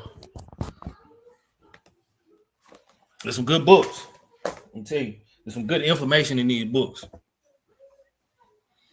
All praise. And I don't think they know more than $20, $30. Right. No.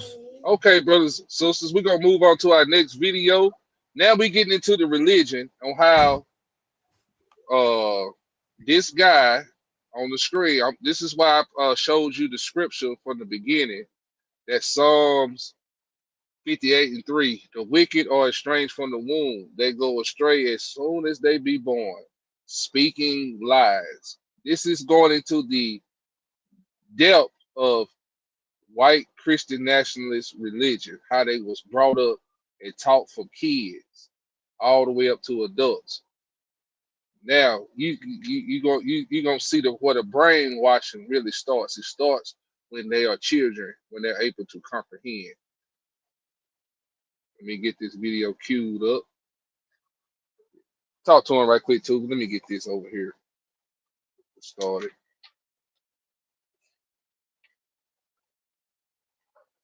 7:25. You want to talk to the people?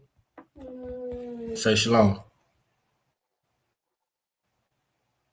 We'll get out. Scatter. Can y'all hear that?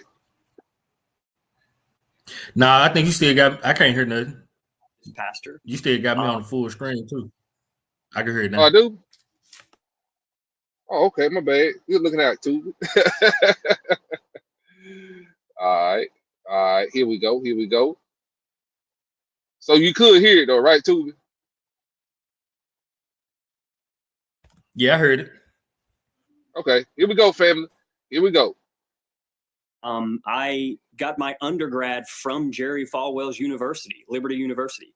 So I am a product of someone who has been raised and conditioned to see the world in a particular way. And then over the years, I begin to evolve, grow up.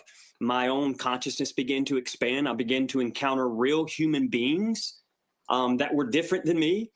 And in that process, I began to realize that a lot of what I was raised to believe and what I was raised to see Jesus as did not match what I was encountering in the world around me. And it didn't match what I was encountering when I read the scriptures itself, from the prophets in the Old Testament all the way through to this revolutionary, subversive Jesus, all the way through to the book of Revelation, where John of Patmos is writing some of the most subversive literature in the context of the first century Roman Empire that has ever been written.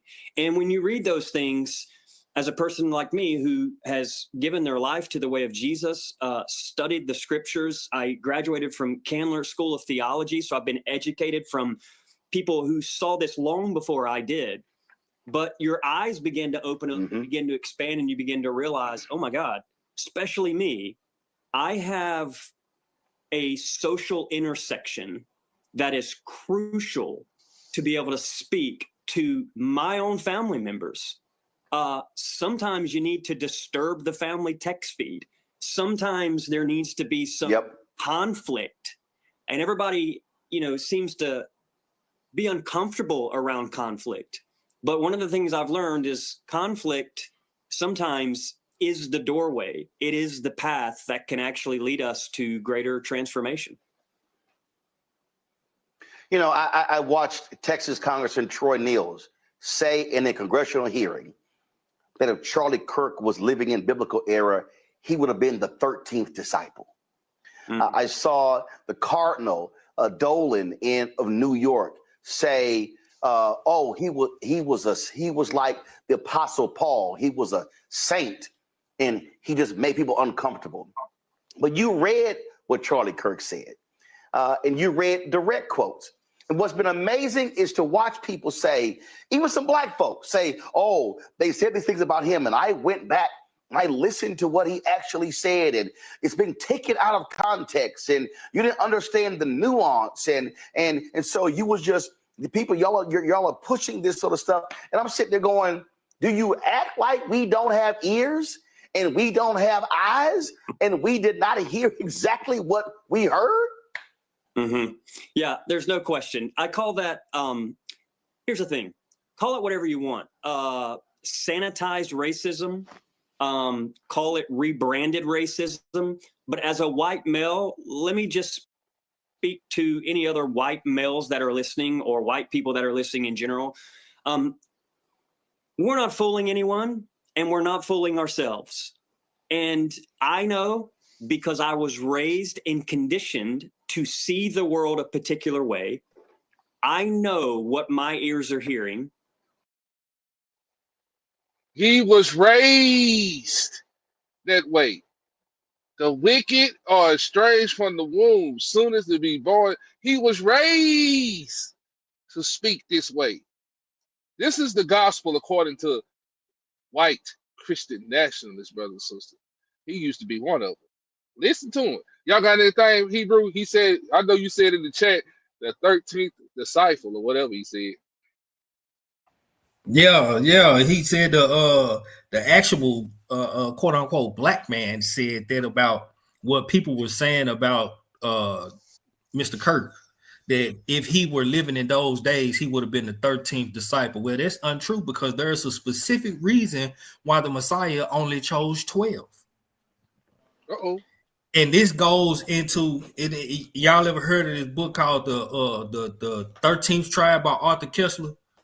Yes, People sir. are saying that for a specific reason. He would have been the 13th disciple. No, there's no 13th tribe, so there wouldn't have been a 13th disciple.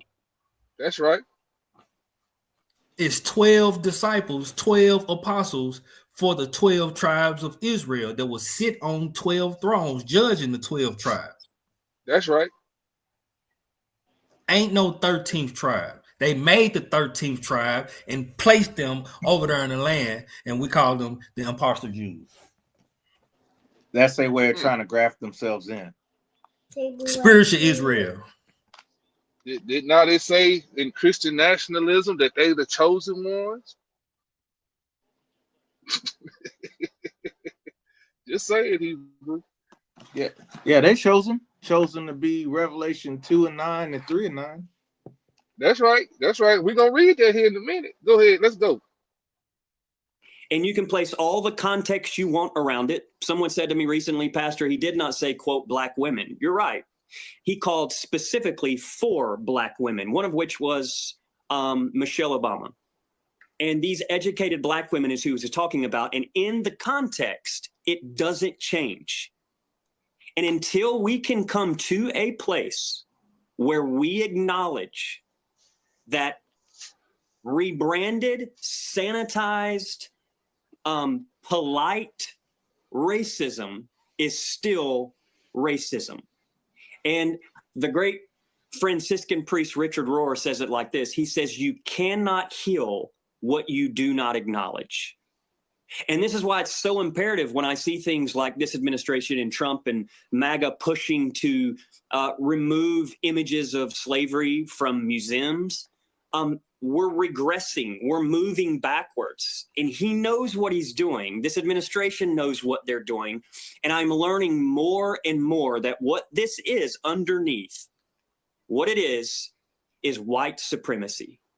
And a part of the reason, perhaps, many of these leaders, these white male leaders, part of the reason many of them are kicking and screaming and putting out the dog whistles, and I'm getting them, God knows the people of color are getting them. Part of the reason I believe that's happening is because they are so terrified of one word, equality. No. They're not scared of equality. No.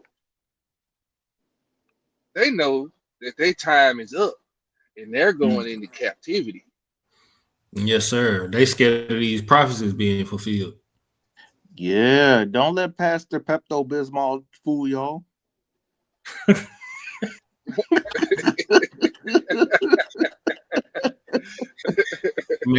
man sitting there looking like red dye number 40. Boy, I tell you, old boy look pink over here. Well, yeah, hey. That's Esau. That's Esau children now. You read it, ain't it? So you see, brothers and sisters, we getting right into their religion. He's showing you how he was raised, how he was brought up. He's telling you the dog whistles. He's telling you. He's saying it. It's good too. Before all this happened, we was teaching this stuff. We done taught a lot of lessons, and I think a lot of stuff back then, what we was teaching was going over a few people's head. But it's good now that we got them telling on themselves. And then we can come back and follow up with the scriptures to show you this is what it is. That's right. You heard her say it. It's just like, not saying that, we was prophesying or we are prophets or anything, but it's just like the Messiah said when he said, little children, I have told you these things so that when they come to pass, you will know that I had told you first. You know what I mean? The Most High reveals certain things to certain people so they can bring them out. So when stuff like this happens, they be like, dang, they said this was going to happen. No, the Most High said this was going to happen. And we read in his words the prophecies that will unfold, but sometimes we don't know how they're going to unfold because the prophets used they used examples of what things that was in their time when they were living to explain what would happen in our day. And the Most High reveals things to us in our day, what the prophets were saying and explaining during their time, if that makes sense. Yeah, that make a lot of sense.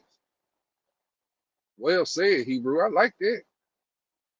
Yeah, well, to get you put that on a t-shirt.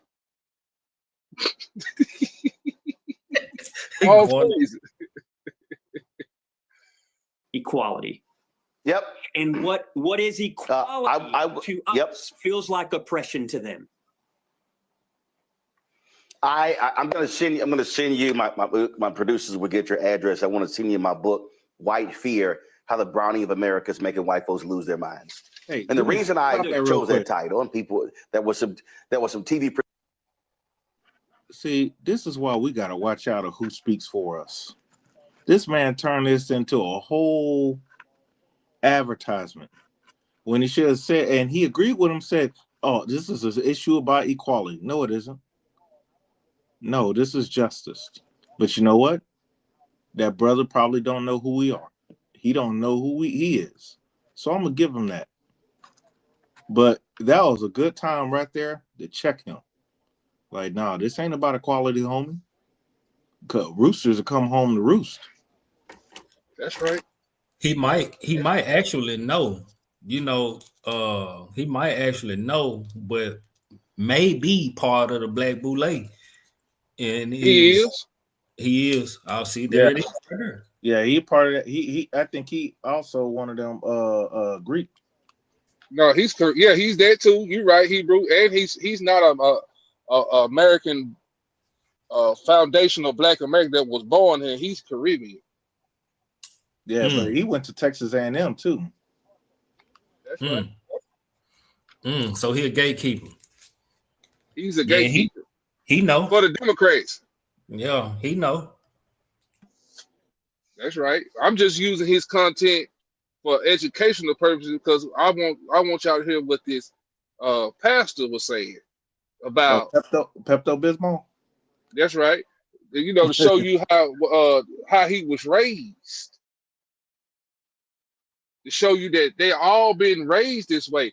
This is why in the last day, give me Jeremiah 16, somebody, if y'all don't mind, brother. One of y'all, give me Jeremiah. Let me get there. Which one I want? Jeremiah 16. Let me get there.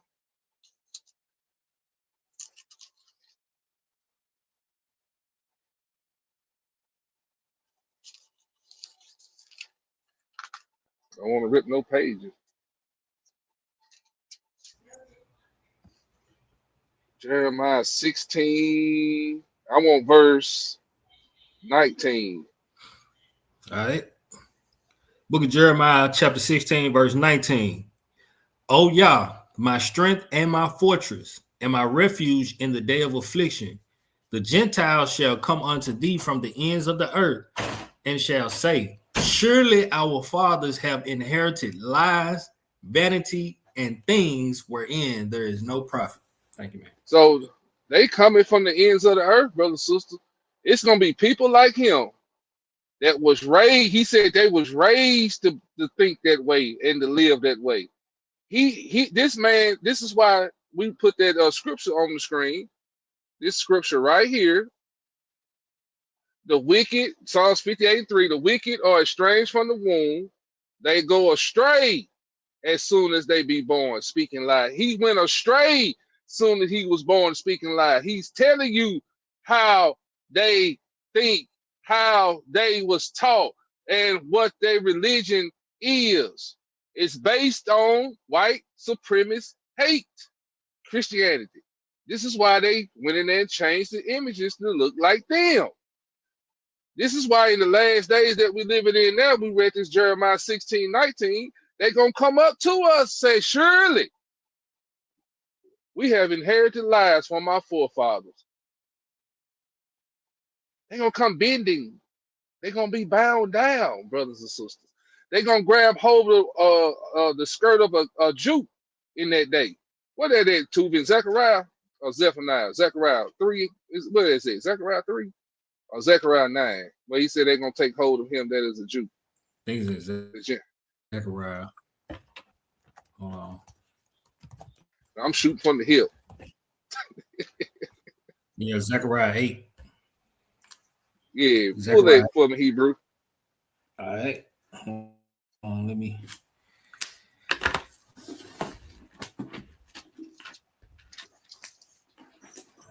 Zechariah 8 and verse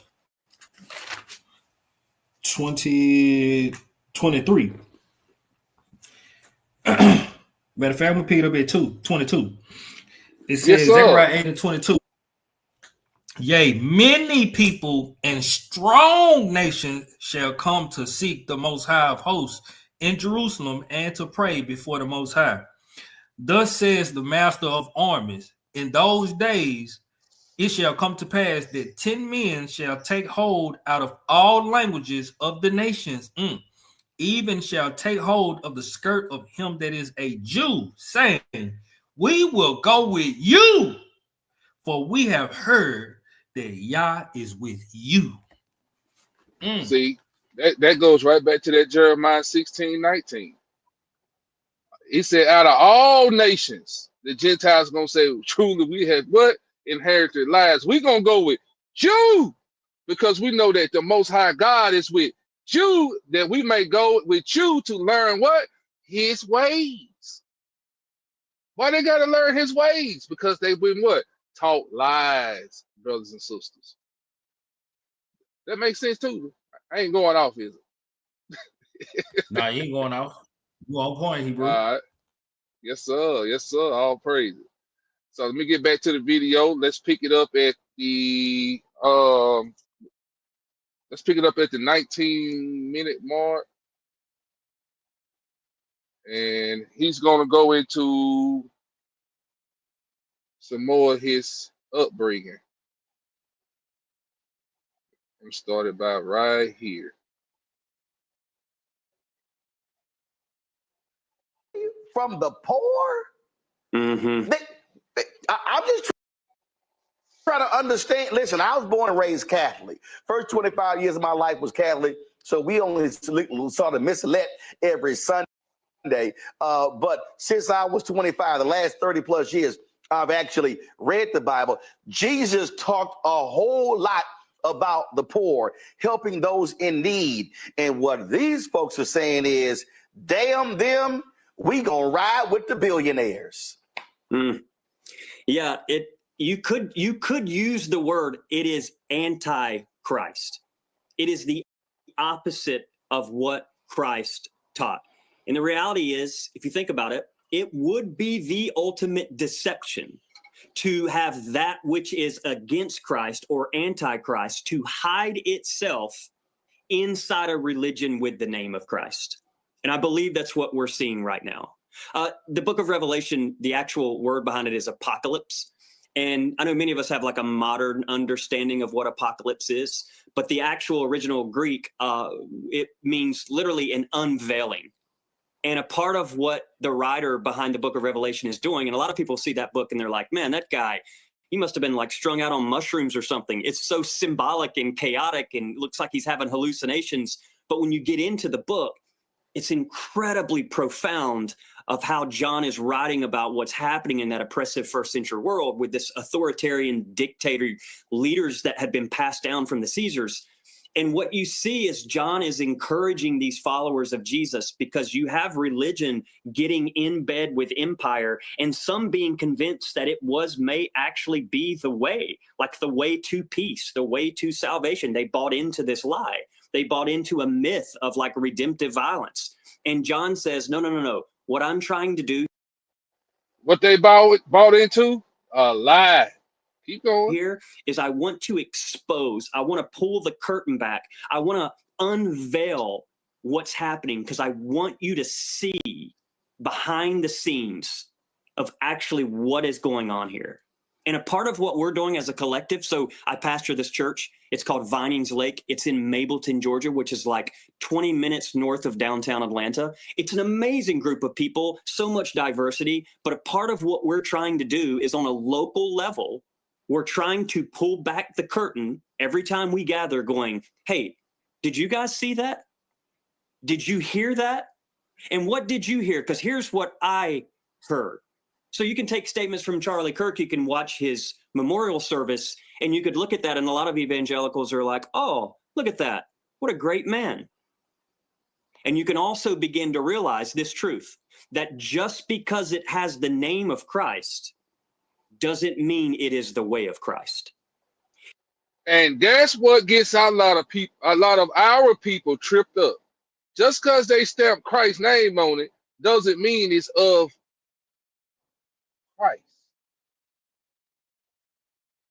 Just because you put Christ on Halloween doesn't make it righteous. Just because you put Christ on Easter doesn't make it righteous. Because you put Christ on Valentine and everything else you do doesn't make it righteous, brothers and sisters. And this is what trips our brothers and sisters up that of Negro descent that are truly from the 12 tribes of Israel. Y'all got anything if I hit the play?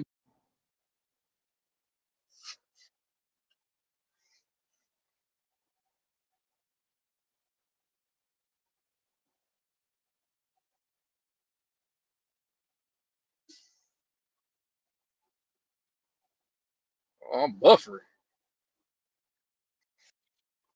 And we, as a collective, are going to continue, so long as this administration keeps continuing to insist on using Christ's name, using God's name, which I would argue they're using it in vain. That is the definition of using God's name in vain. As long as they continue to use God's name, we will, as a collective, continue to pull the curtain back and attempt to show our community and our world what this actually is. And what it is a co-opting and a hijacking of a beautiful movement that started years ago by a Nazarene, a brown-skinned Nazarene, not a white, Republican, gun-toting Jesus of the imagination of evangelical. Why you just didn't say black? Well, hey, most High working on just we'll take brown skin. We'll take that. We'll take that. I'm just glad you didn't say Middle Eastern. But I mean a brown-skinned Jesus, a revolutionary who flipped tables over in the temple and who actually was crucified by a merging of the Roman Empire and the specific areas of Judaism of their day. This Jesus, we're going to continue to try to show the world his way, his movement, and continue to expose. What is his way in his movement? What's Christ's way? I'm not sent but to the lost sheep of the house of Israel. That's one way. Another way Christ taught was keep the Father commandments. Oh, okay. What way are you talking about, Gentile? We want to know. What this administration is doing that Jesus would absolutely push against and never be a symbol for. Before I go to my panel for questions, are you getting pushback? Are there people who known you for years, who went to college with you? There are church members who said, I'm sorry, Pastor, you've gone way too far. I can't listen to any of this, because we saw a whole lot of people posting, oh, if your preacher, if he was not extolling the virtues of Charlie Kirk the Sunday after he was shot and killed, then you should leave that church. Yes. The dog whistles for the far right have been heard. They hear it, they know it, and they're coming after lots of folks because I've had conversations. But I will tell you, people like me at my social intersection, I think they despise just about more than anyone because I can expose exactly what they're doing, because I grew up underneath them. So I know the language and I know what's happening. Now, our church has a whole history. I mean, back 7-8 years ago, when the first administration came in, I began to speak on 2 subjects that killed our church. And when I say killed it, at one point we had 700 people we got down to 12. So my biggest fear as a pastor came true. And the two subjects that Wow. All right, let me get to the good part. Now listen to this, brothers and sisters. I'm gonna start it right here, and this is gonna be our last part here. And I'm gonna get to a few scripts.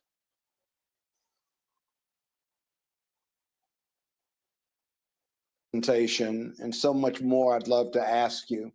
You know, generational racism, each of us are not born with a racism gene, and yet we have generational racism because environmentally and at home, people who don't look like me are being taught to hate me simply because of the color of my skin.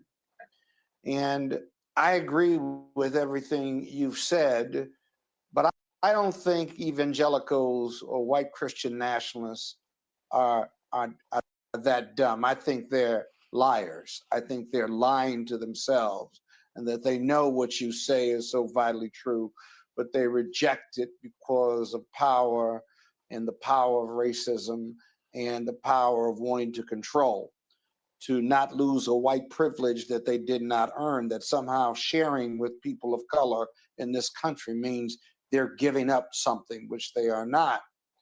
I can agree with everything you say, but then have you thought much about how we change this? I mean, you have such a thoughtful presentation. The truth, it takes courage. You almost lost your church, but based on truth, it's still there, and you're still preaching the message. What are the top three things that need to happen in this country, well, that each of us needs to do to right the ship, if you will, and to take Christ out of white nationalism, or take Christianity out of white nationalism? Yeah, that's a great question. You are not gonna take that out of white nationalism. It's embedded there. This is the other Jesus that Paul was referring to, brothers and sisters. Go there for somebody. Let's go with the, what's it, 1 Corinthians 10. Let me get there. Let me make sure. I'm shooting from the hip. He just said that. You Yeah. notice that Oh, apology, right? Too. yeah. 2 Corinthians 11 and 4.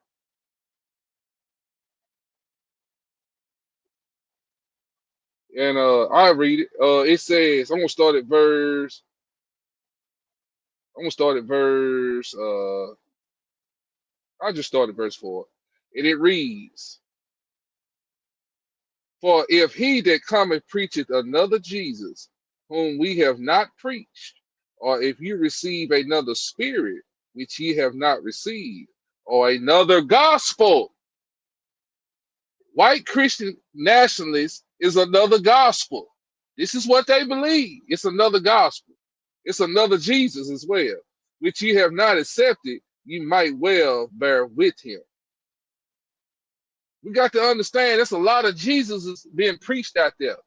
But this is the one, this is the main one that they believe in. This false Messiah, this false image that they made up in their mind, this white Jesus that they serve, which we know Jesus was a Negro. We know Jesus come from the tribe of Judah. We know that the Negro tribes are black. But they came in front of the world with this white image saying, this is your God, this is your Jesus. See, white Christian nationalism started really back during Rome from Constantine. He gonna say that. Watch this. Wonder if maybe the first thing to do is, I don't know, maybe start with ourselves. Part of what I was just saying. I think that's where I began. I had to confront my own demons. I had to confront my own way of being conditioned growing up in the South as a Southern Baptist pastor's kid. There were experiences I had. My father-in-law, for example. You heard what he said? He grew up Southern Baptist. Southern Baptist. Don't this go back to this? Listen to this. All this white Christian nationalism was started by Constantine. There you go. Look at your screen. Look at your screen. He heard what he said. He's a white Southern Baptist. John Smith created the Baptist religion when in 1608. That's during the time of slavery, brothers and sisters. But hold on, I'm gonna go back to the video. Let me get off of this. Let me get back to the Hey, video. and look at that year, right? The alleged slavery, according to their history, started in 1619. But let me tell you something. I'm actually going back to school and I'm studying one of my classes is African American history before 1877, and slavery was around way in America way before 1619. They started Uh-oh. they started transporting our people over here in the 1500s. 1500s. If you actually look at it, that was actually at the end of the around the end of the last crusade. Yep. Yep. That crusade was trying to get all they because remember it was the first pope that commissioned that. A lot of people forget that was the pope that commissioned our slavery. Mm-hmm. Yeah, the papal bull. The Ain't that what papal it bull. called? Yep. Mm-hmm. That's where it started. That's where your white Christian nationalism started. From the Pope. Well, actually from Constantine. Then to the Pope. Let me hit this play button. My father-in-law was fired from a church in Alabama in 1999 for baptizing a black individual. His father-in-law was banished from the church in 1999 for baptizing a black person. That wasn't that long ago. 99. Yeah. Wow. Baptizing a black individual. So these are experiences I've had. And this is no joke. When my wife and I met, one of the first stories we connected on with this, because my father, Southern Baptist pastor, had a very similar experience, though didn't get fired, but took a lot of heat for baptizing a person of color in a little town called Blakely, Georgia at the time at a church. And so we grew up under this environment going, oh, that's interesting. But simultaneously, while you have those experiences, you're being conditioned in a culture that you're not even fully like aware of. And Right. some of these cultures, it can be.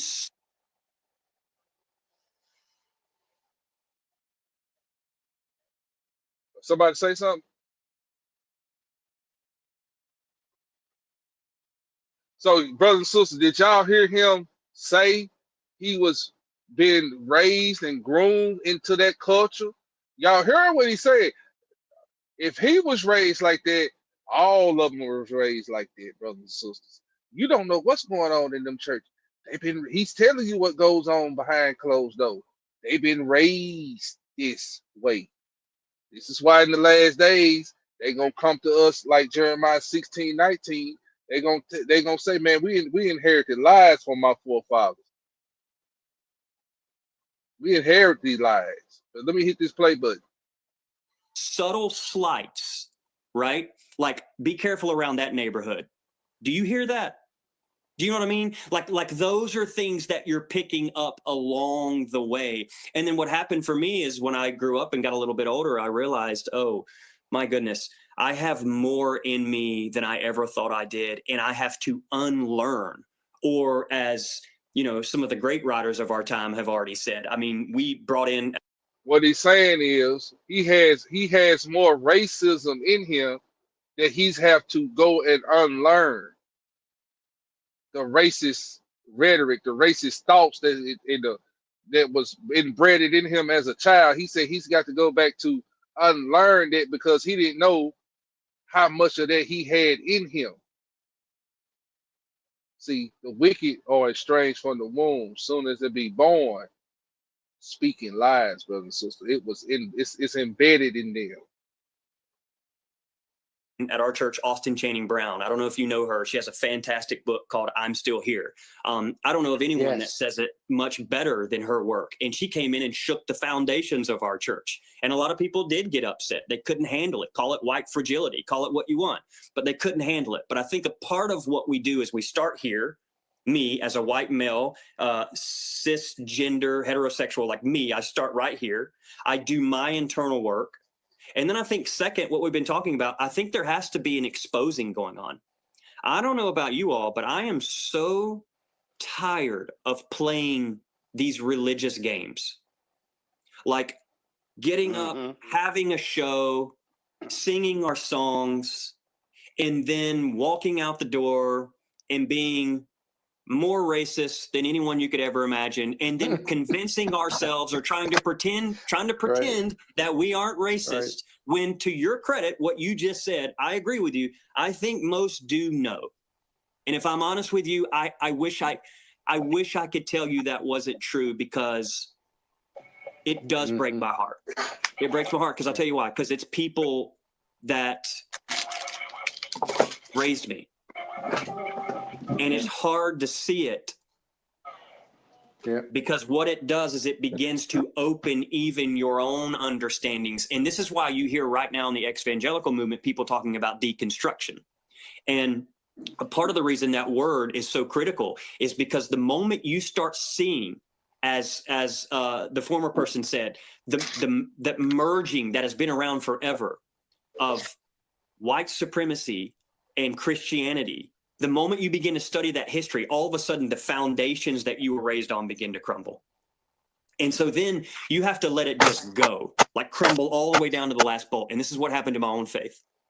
And then what begins to happen is you're just standing there going, where do I go from here? And you start attempting some sense of reconstruction.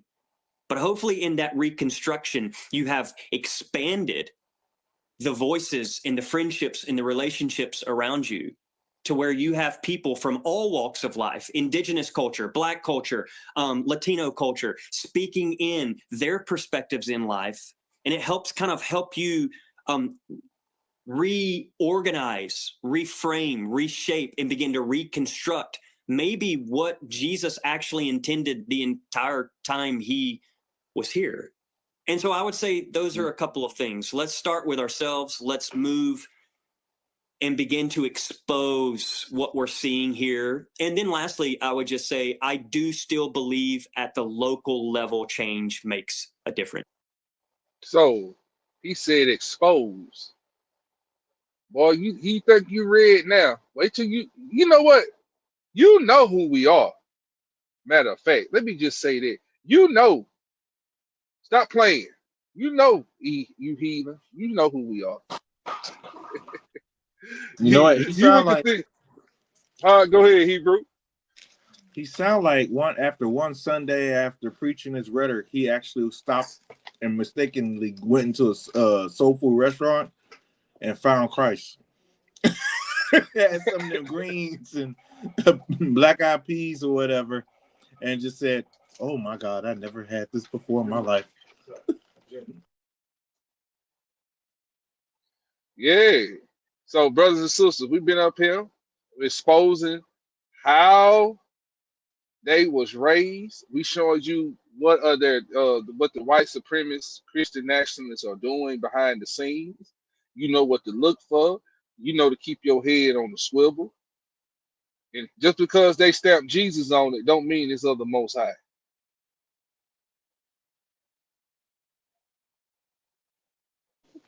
Yeah, that's right. That's right, Sister Jim and Sister Brenda Hill. He know who we are.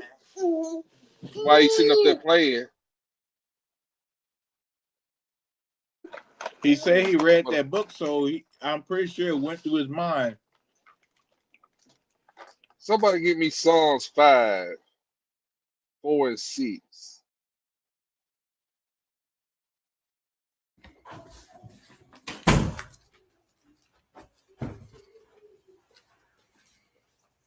Psalms chapter 5. Yeah. Hold on, give me a second, brother Mikael. My page is delicate too. Yes, sir. Yes, sir, Hebrew. I understand. You said 5 and 6? Yes, sir. Psalms 5, 4, and 6, 4 through 6. 4 through 6. All right. Verse 4. For thou art not a Elohim that hath pleasure in wickedness, neither shall evil dwell with thee. The foolish shall not stand in thy sight. Thou hatest all workers of iniquity. The Most High hate all workers of iniquity. Go ahead, Hebrew. Thou shalt destroy them that speak leasing. The Most High will abhor the bloody and deceitful man. Who is this bloody and deceitful man running throughout the earth pretending he know Christ, but yet at the same time shedding the innocent blood of the Negro man and woman and child worldwide? Who is this deceitful bloody man? Hey, Hebrew, give me Psalms 11, 4 through 7. All right, let me grab a precept. All right, go ahead.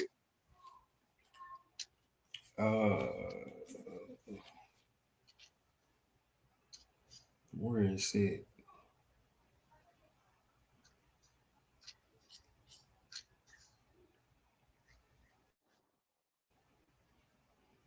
Is this Psalm 55? Psalm 55. Psalm 55. Where it is. Psalm 55 and verse 3 says, because of the voice of the enemy, because of the oppression of the wicked, for they cast iniquity upon me, and in wrath they hate me. My heart is sore pain within me, and the terrors of death are falling upon me. That ain't what I'm looking for. Ready, verse 21. He hath put forth his hands against such as be at peace with him. He hath broken his covenant. The words of his mouth were smoother than butter, but war was in his heart. His words were softer than oil, yet were they drawn swords. This heathen gonna speak. He gonna speak peaceable words to you. That's right. They ain't gonna come out and say, "We hate you, nigga." They ain't gonna do that. Yeah. They gonna befriend you, pat you on the back with the sword in their hand. You better believe. You said Psalms 11, 5 and 6. Yes, sir. Verse 5. 4 through 7. 4 through 7. Psalms 11, verse 4. The Most High is in his holy temple. The Most High's throne is in heaven. His eyes behold, his eyelids try the children of men. The Most High tried the righteous. Go ahead, Hebrew. The Most High tried the righteous, but the wicked and him that loveth violence, his soul hateth. Upon the wicked he shall rain snares, fire and brimstone, and in horrible tempest. This shall be the portion of their cup. For the righteous loveth righteous. For the righteous Elohim loveth righteousness. His countenance doth behold the upright. So that's Psalms 5. He says, but the wicked and him that loveth violence, his soul hated. Don't the Most High hate Esau and his people? Ain't they the ones going out through all the earth with this violence? All you heard when that first video talking about that white supremacist, that the FBI guy that infiltrated that white supremacist, all he talking about was the violence that these people are getting ready to do here in America, just as in America, against us. But the Most High said, I hate them. He so hated that. This bloody and deceitful man. All right, Hebrew, give me Psalms 50, 16 through 23. But see, these people, the ones that Most High hates, they think that the Most High is with them. They think God is like them. But let's see what God say about this, or the Most High Yah say about this. Psalms 50, 16 through 23. Psalms 50 and 16. But unto the wicked, Yah said, what hast thou to do to declare my statutes, or that thou shouldest take my covenant in thy mouth? Who taking his covenant in his mouth? Who's taking his word and perverting it and spreading lies throughout the earth, stamping his son name on everything? We are the chosen people. Oh, okay. Let's keep reading Hebrew. Seeing thou hatest instruction and castest my words behind thee. But see, the commandments say thou shalt not kill, but we turn around and see that you're going around here still killing us like you killed that brother over there in Cleveland, Mississippi. But you're supposed to be Christians. Why did you take my father's covenant in your mouth? Go ahead, Hebrew.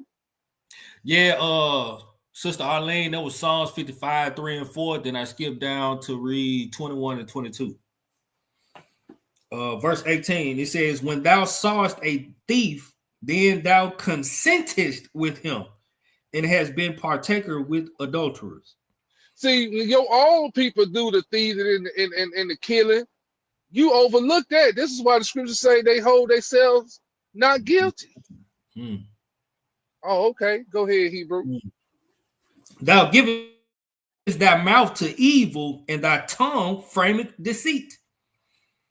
Thou sittest and speakest against thy brother. Thou slanderest thine own mother's son. Huh? So that's Esau. Go ahead. Tell him what that means, Tufi. Go ahead, Hebrew. Ain't Esau your brother? Yes, sir. Oh, okay. Did that scripture say thou shalt not whore Edomite? Because he's your what? Brother? Oh, okay. But you slandering. What you say about Michelle Obama? If it's a black pilot, I wonder if he qualified. Ain't that slander? That's slander. Y'all super predators. Y'all thugs and hoes and niggas. That's what they say. Yep. But you took the Most High word, his covenant in your mouth. Go ahead, Tuvi. Verse 21. These things hast thou done, and I kept silence. Thou thoughtest that I was altogether such an one as thyself. See, because the Most High ain't, well, at the time, casting swift judgment on your wicked behind. You thought the Most High was like you. He was in consent with your wickedness. That's what you thought. Yeah. Go ahead, Hebrew. But I will reprove thee and set them in order before thine eyes. Now consider this, ye that forget, Yah, lest I tear you in pieces, and there be none to deliver. Whoso offereth praise glorifies me, and to him that ordereth his conversation aright will I show the salvation of Yah. Oh, okay. Let's go to Psalms 53, Hebrew, real quick. 1 through 6. Let's see what he said in his heart. Go ahead. What you got, Hebrew? Psalms chapter 53. The fool hath said in his heart, there is no power. Corrupt are they, and have done abominable iniquity. There is none that doeth good. Oh no, abominable iniquity. Did he not sleep with a goat and got his 2 fingers bit off? A donkey, I think he said. That was a donkey. Yeah, a donkey.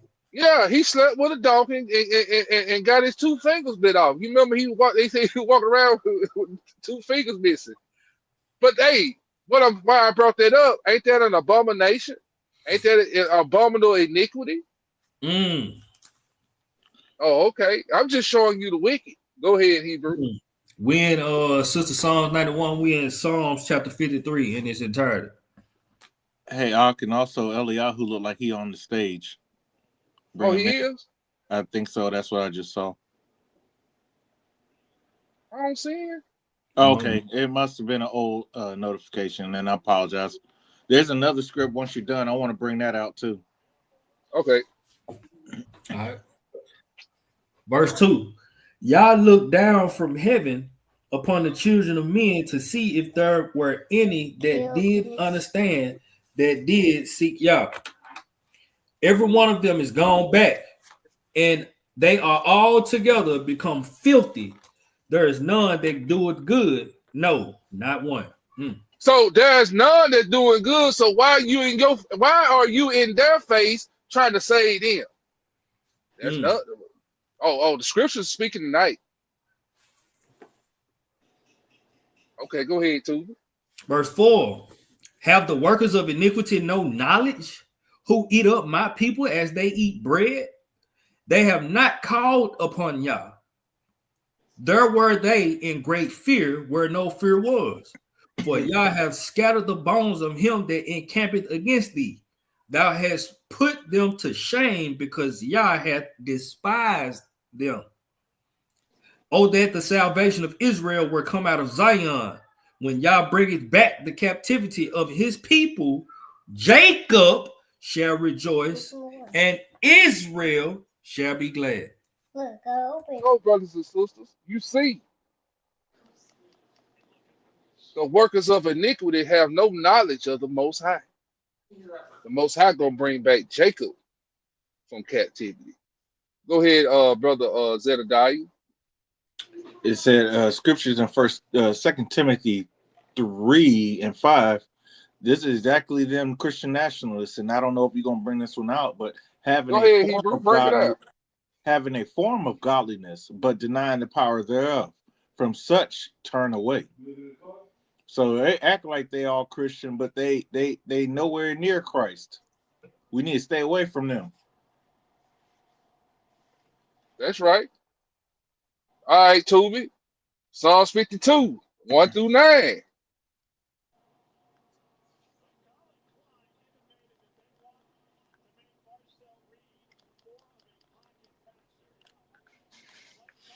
You need me to pull it up? Yeah, you can. Which one is it? Psalms 52, 1-9. 52, 1-9. Hey, when you read that verse 1, stop at mighty man. At that question. Khan. Why boastest thou self in mischief, O mighty man? Why are you boasting, Charlie Kirk? You were boasting. Let's keep reading, Hebrew. The goodness of God endureth continually. Thy tongue deviseth mischiefs like a sharp razor working deceitfully. Wasn't that what he was doing? Mm-hmm. Oh, okay. Go ahead. Thou lovest evil more than good, and lying rather than to speak righteousness, Salah. Thou lovest all devouring words, O thou deceitful tongue. Don't Trump use the devouring words? Mm-hmm. Oh, this isn't coming out of the mouth of the wicked, brothers and sisters. Go ahead, Hebrew. God shall likewise destroy thee forever. He shall take thee away. Go ahead. And pluck thee out of thy dwelling place, and root thee out of the land of the living, Selah. Oh, is Charlie Kirk in the land of the living? Nope. He been rooted out. Okay, let's keep going, Hebrew. The righteous shall also see and fear, and shall laugh at him. What we laughing? Not we, but what some people laughing? Cause I don't laugh at nobody getting killed, but there was some people laughing, right? Go ahead. Lo, is this the man that made not God his strength, but trusted in the abundance of his riches, and strengthened himself in his wickedness? Oh, hey, that's all they boast. They say these what the Gentiles do, like it said in Romans 11. Their salvation salvation has came into the Gentiles by what? By the riches of the world. Go ahead, Hebrew. But I am like a green olive tree in the house of God. I trust in the mercy of God forever and ever. I will praise thee forever because thou hast done it, and I will wait on thy name, for it is good before thy saints. Oh, okay. All praises. So you took the Most High's covenant in y'all's mouth, running around here pretending. Go to Joel 3:2, Hebrew.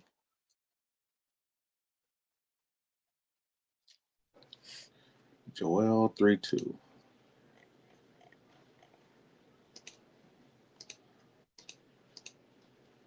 Yeah, we're just gonna read that one verse. Joel 3, verse 2. I will also gather all nations, and I will bring them down to the valley of Jehoshaphat, and will plead with them there for my people and for my heritage Israel, whom they have scattered among the nations and parted my land. Who parted the Most High land? Who's taking the Most High's covenant in their mouth? Who parted the land, and who's running around here taking the Most High's covenant in their mouth and pretending that the Most High is like is with one as themselves? Let's go. Let's go to Ezekiel 35, 5 through 9, Hebrew. We got two more, y'all, and I'll let y'all go. Ezekiel 35, Hebrew 5 through 9. Let's see who parted the land and took the Most High's covenant in their mouth. Ezekiel 5? 35. I'm sorry. Ezekiel 35, 5 through 9. My bad. No, you all good, Doc.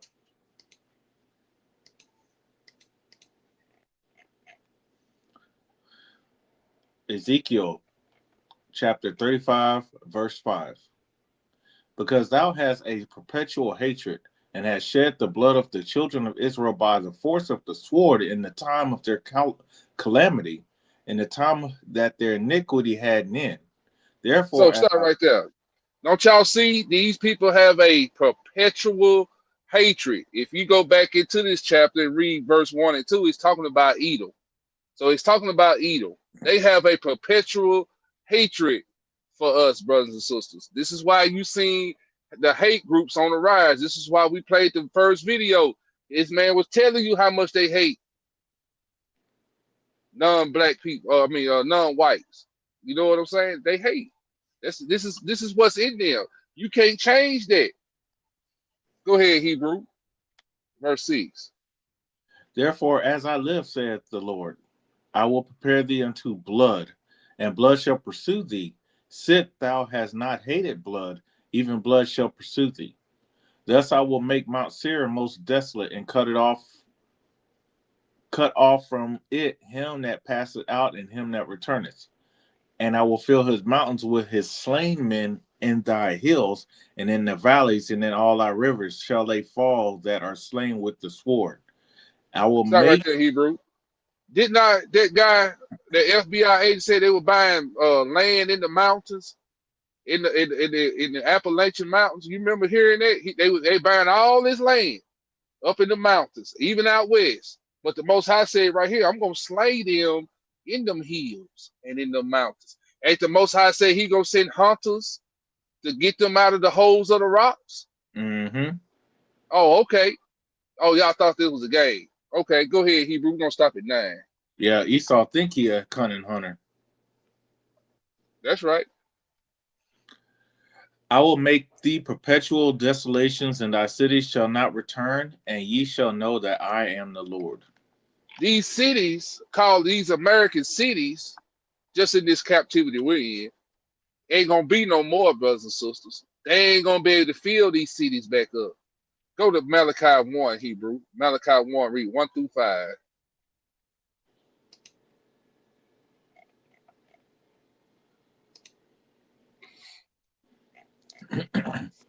The burden of the word of the Lord to Israel by Malachi. I have loved you, saith the Lord. Yet ye say, wherein hast thou loved us? Was not Esau Jacob's brother, saith the Lord? Yet I love Jacob. And I hated Esau, and laid his mountains and his heritage waste for the dragons of the wilderness. Whereas Edom saith, we are impoverished, but we will return, and build the desolate places. Thus saith the Lord of hosts, they shall build, but I will throw down, and they shall call them the border of wickedness, and the people against whom the Lord had indignation forever. So the Lord hate them forever. All right, Hebrew. Verse 5. And your eyes shall see it, and ye shall say, the Lord will be magnified from the border of Israel. He said, the Most High said, our eyes are going to see the destruction of Edom. Skip down and read verse 11, Hebrew. For from the rising of the sun even unto the going down of the same, my name shall be great among the Gentiles, and in every place incense shall be offered unto my name, and a pure offering from my name shall be great among the heathen, saith the Lord of hosts. So when the Most High come and put his foot down, put the law down, the Gentiles gonna do what? They gonna come to the Most High because hey, they ain't gonna have no choice unless they want to be destroyed. But he said our eyes are going to see the destruction of the wicked. Verse 14, Hebrew. Got you. But cursed be the deceiver which had his but cursed be the deceiver which had in his flock a male and voweth and sacrifice unto the Lord a corrupt thing. For I am a great king, saith the Lord of hosts, and my name is dreadful among the heathen. The Most High name is going to be dreadful amongst the heathen when he get here. They gonna fear him, is what it's saying. It's gonna be dreadful to him. All of them, all the nations, including Edom. Now let's go back. Our last place, Ezekiel 35, 10 through 15, Hebrew. That's our last spot. Ezekiel 35, got you. Let me get that, Hebrew. Don't go. Let me get that first. No, I got you. I got you. No. Yeah. Don't stop me from my blessing. Ezekiel, Yeah. Yeah, verse? Ezekiel 35, 10 through 15. That's our last place. Okay. Yeah, don't stop me from getting my blessing. Come on now. All right, 10. All right. Because thou hast said, these two nations and these two countries shall be mine, and we will possess it, whereas the Lord was there. Therefore, Stop. as I live. Stop right there. It says, because thou hast said these two nations, these two countries shall be mine. This is Edom talking. And will possess it where the Lord was there. That's America and our land in Israel. These two countries. This is where Edom reside. Even though they in Europe, but but America is helping Israel, and Israel is helping who? America. They in tandem together. This Edom. Well, all of them Edom, all the white nations, but y'all get what I'm saying. These two nations, it says, because thou hast said these two nations and these two countries shall be mine. Did they take America? Did they take Israel? Ain't it theirs? Oh, okay. This is why he said, I'm going to destroy them, and none of these cities going to be left behind. They ain't going to be able to rebuild. This is why the Lord said his name going to be dreadful amongst the heathen when he get here. And he also said, our eyes shall see it. Go ahead, Hebrew, verse 11. Therefore, as I live, saith the Lord God, I will even do according to thine anger and live according to thy envy, thou which thou hast used out of thy hatred against them. I will make myself known among them when I have judged thee. And thou shalt know that I am the Lord, and that I have heard all thy blasphemies which thou hast spoken against the mountains of Israel, saying they are laid desolate, they are given us to consume. See there? They are laid desolate, they are given to us to consume. This is what they think. This is how they think. This is why we read that Psalms, Psalms 50, 16 through 23, where they said, the Most High said, you take my covenant in your mouth, and you thought me and you was all together as one. Now, and that's why they bold like that. This is how deceived they are.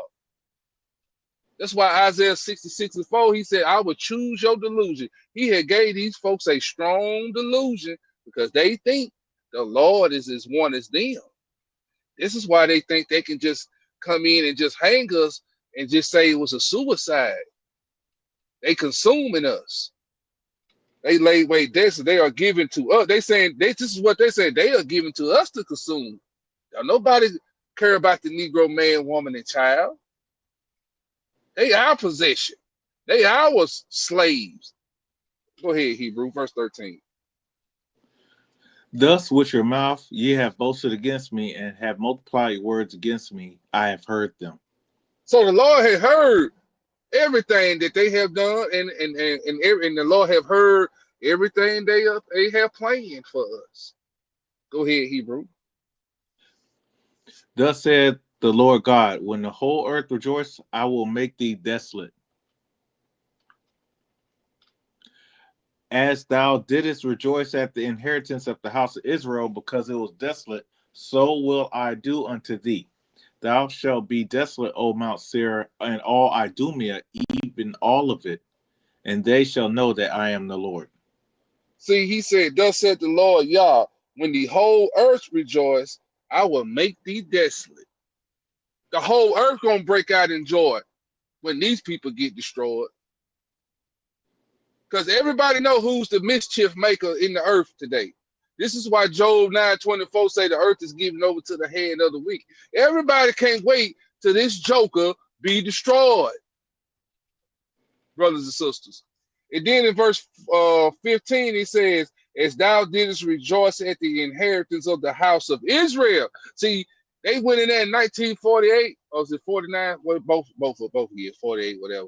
They done went in there and just took the land. Took it for their inheritance. Took our inheritance for their possession, is what I'm saying. And it says, as thou didst rejoice at the inheritance of the house of Israel, because it was desolate. It was desolate. Why? Because we was already scattered. We was already via what? Done went slave trade, done scattered, done went out into Africa. We done dispersed. Yeah. And it says, They go ahead, actually, Hebrew. It was actually desolate because their forefathers destroyed us in 70 AD. That's right. So So yeah, he said, forefathers made it an inheritance for them by doing wickedly, even though they're doing what they're carrying out the judgment that we deserve because we were following after false gods, but still. It says, as thou didst rejoice at the inheritance of the house of Israel because it was desolate, so will I do unto thee. Thou shalt be desolate, O Mount Seir, and all Idumea. So that goes back to that Malachi 1-4. He said, I have indignation against, he said, I hate Esau, and I have an indignation against all his people that come from his loin. The Lord said, I hate them. Right. Well, I think too, didn't it say somewhere in the scriptures? I can't remember exactly where, but it said they exceeded They forward the affliction. That's Zechariah 1:15. Right.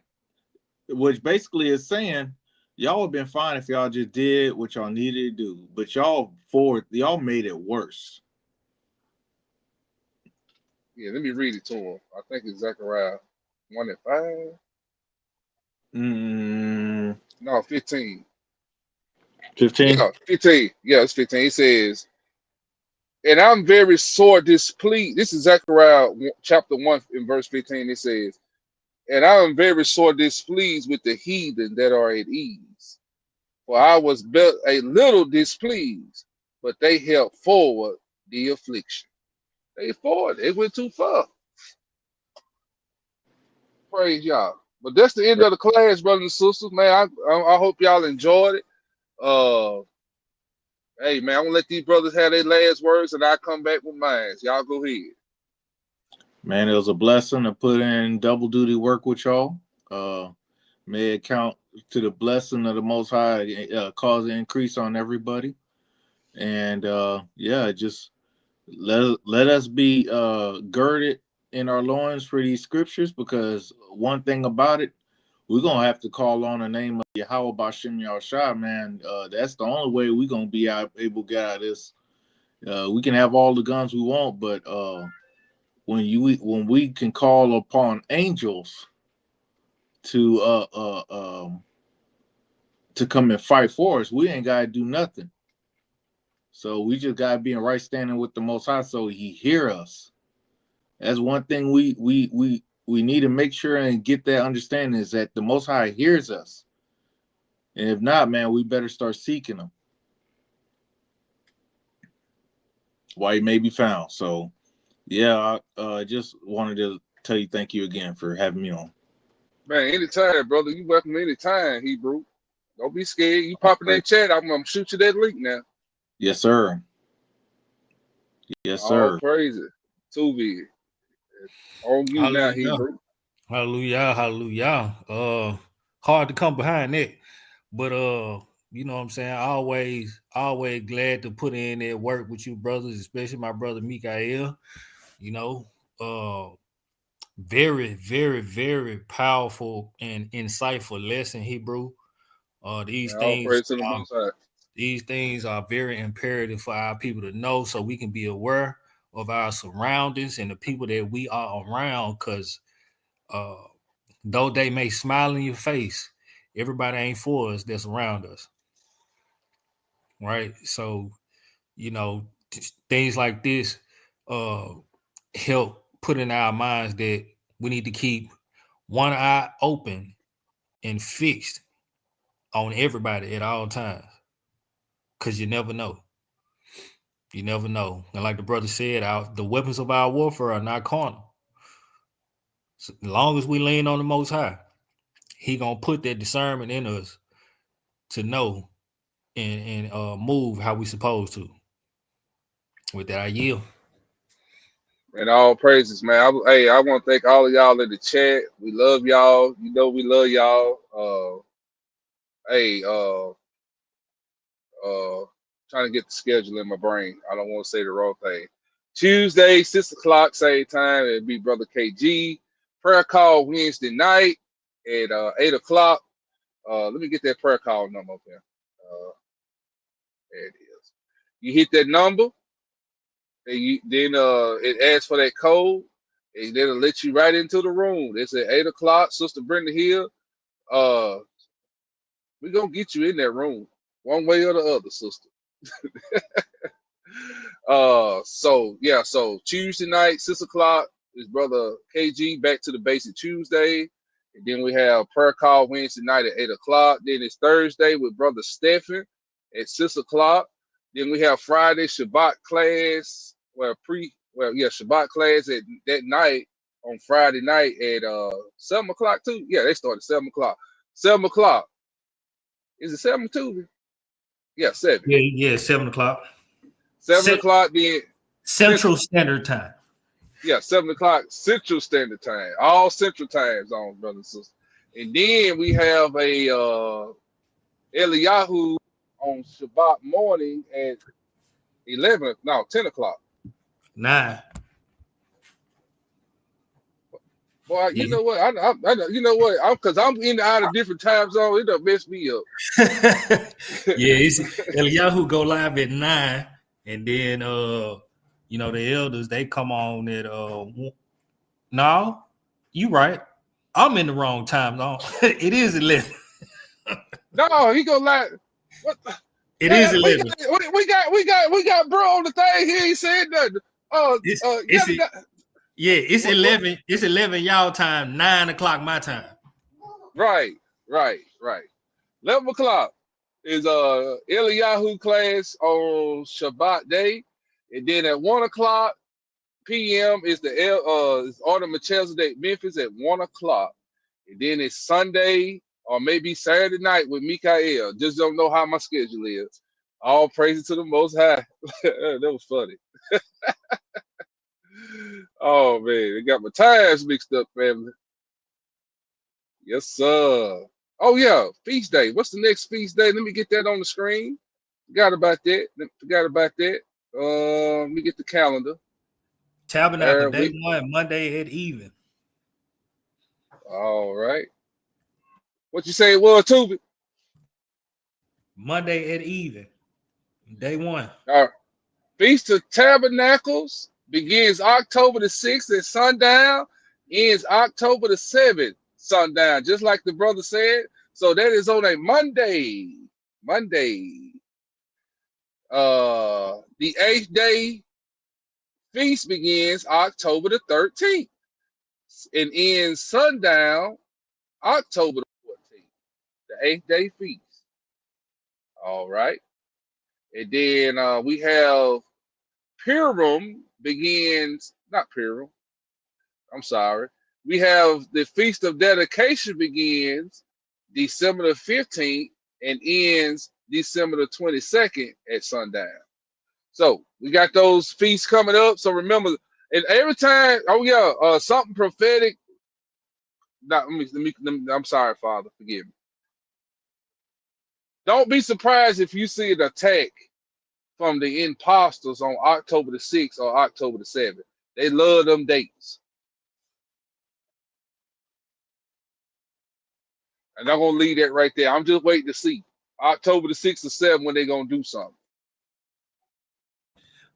What they supposed to do, Hebrew? They supposed to be getting up out of here. Ain't that the rapture? Hey, that, and then also Hebrew, you know, the fake imposters, the Revelation 2939, they always do something major on those October the 6th or October the 7th dates. For some reason, that's what they like to do their false flag events over there in Israel. If you catch my drill. All right, family. We love y'all. We're gonna get out of here. And remember, let me get this off of here. We love y'all, and remember that Yeshua is undefeated.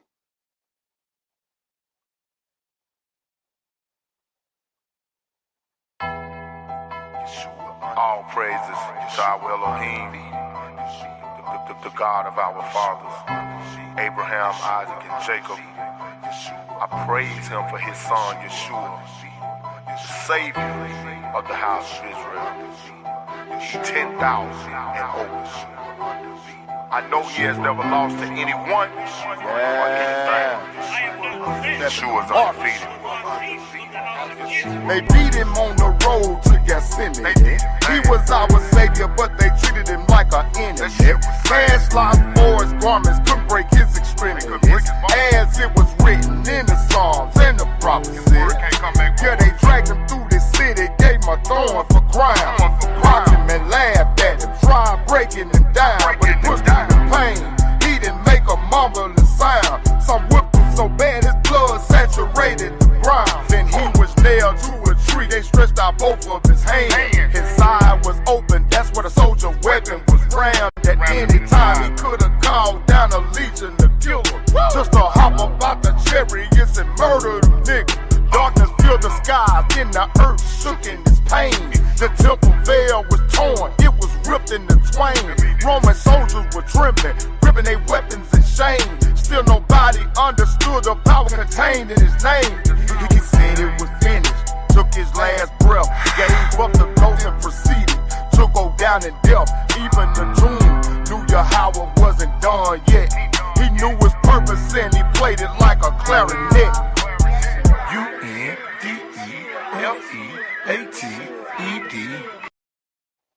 And Tuvi is live tonight. Tuvi, what time you going live, Hebrew? I forgot about that. I knew I would forget something. In a couple hours. 11:30 y'all time. Okay, it's 12:30. It'd be 12:30. I'm on Eastern time today. So it'd be 12:30 my time. Okay. All right. Hey, Hebrew, send me a text when you go live, please. All right, I got you. All right, we out of here, family. Yeshua undefeated. U-N-D-E-F-E-A-T-E-D. Yeshua undefeated. They laid him in Joseph Parra tomb and filled up the grave. The Lord's patrolled 24/7, sure that he stayed. The guilty scattered like poachers when they running from raid. Afraid of the words he spoke and the promises made. 3 days the world was in silence, our people overwhelmed with doubt. Hell threw a party thinking they can count him out.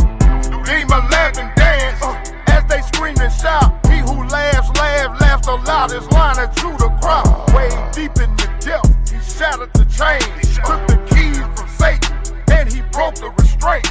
Death had to yield, and all of his power was drained. Now every knee got to bow at the sound of his name. U-N-D-E-F-E-A-T-E-D. Yeshua undefeated. U-N-D-E-F-E-A-T-E-D. Yeshua undefeated. U-N-D-E-F-E-A-T-E-D. Yeshua undefeated. I'll be sure. I didn't believe it when they said one of you made your way out here. It looks like you were a long way from Shamrock Farms. I didn't know the forecast was causing for snow. It's looking a little clear to me. We were just stopping through because we heard the town had amazing Oh, food. yes, it's good food out here. Good eats, good seasoning. But, we don't really take too kindly to you coming out here and, scaring the locals. If we wanted to get hypothermia, we'll go out to the ski resort in Colorado. Anybody ain't told you that this is a good old sun-up town, so you got about a good hour. What's it say? It's getting better. With that here. About 5 more minutes before that sun get nice and hot. And we want you to get out of here safely now. We wouldn't want the milk to spoil. That's your cue to get the fuck on.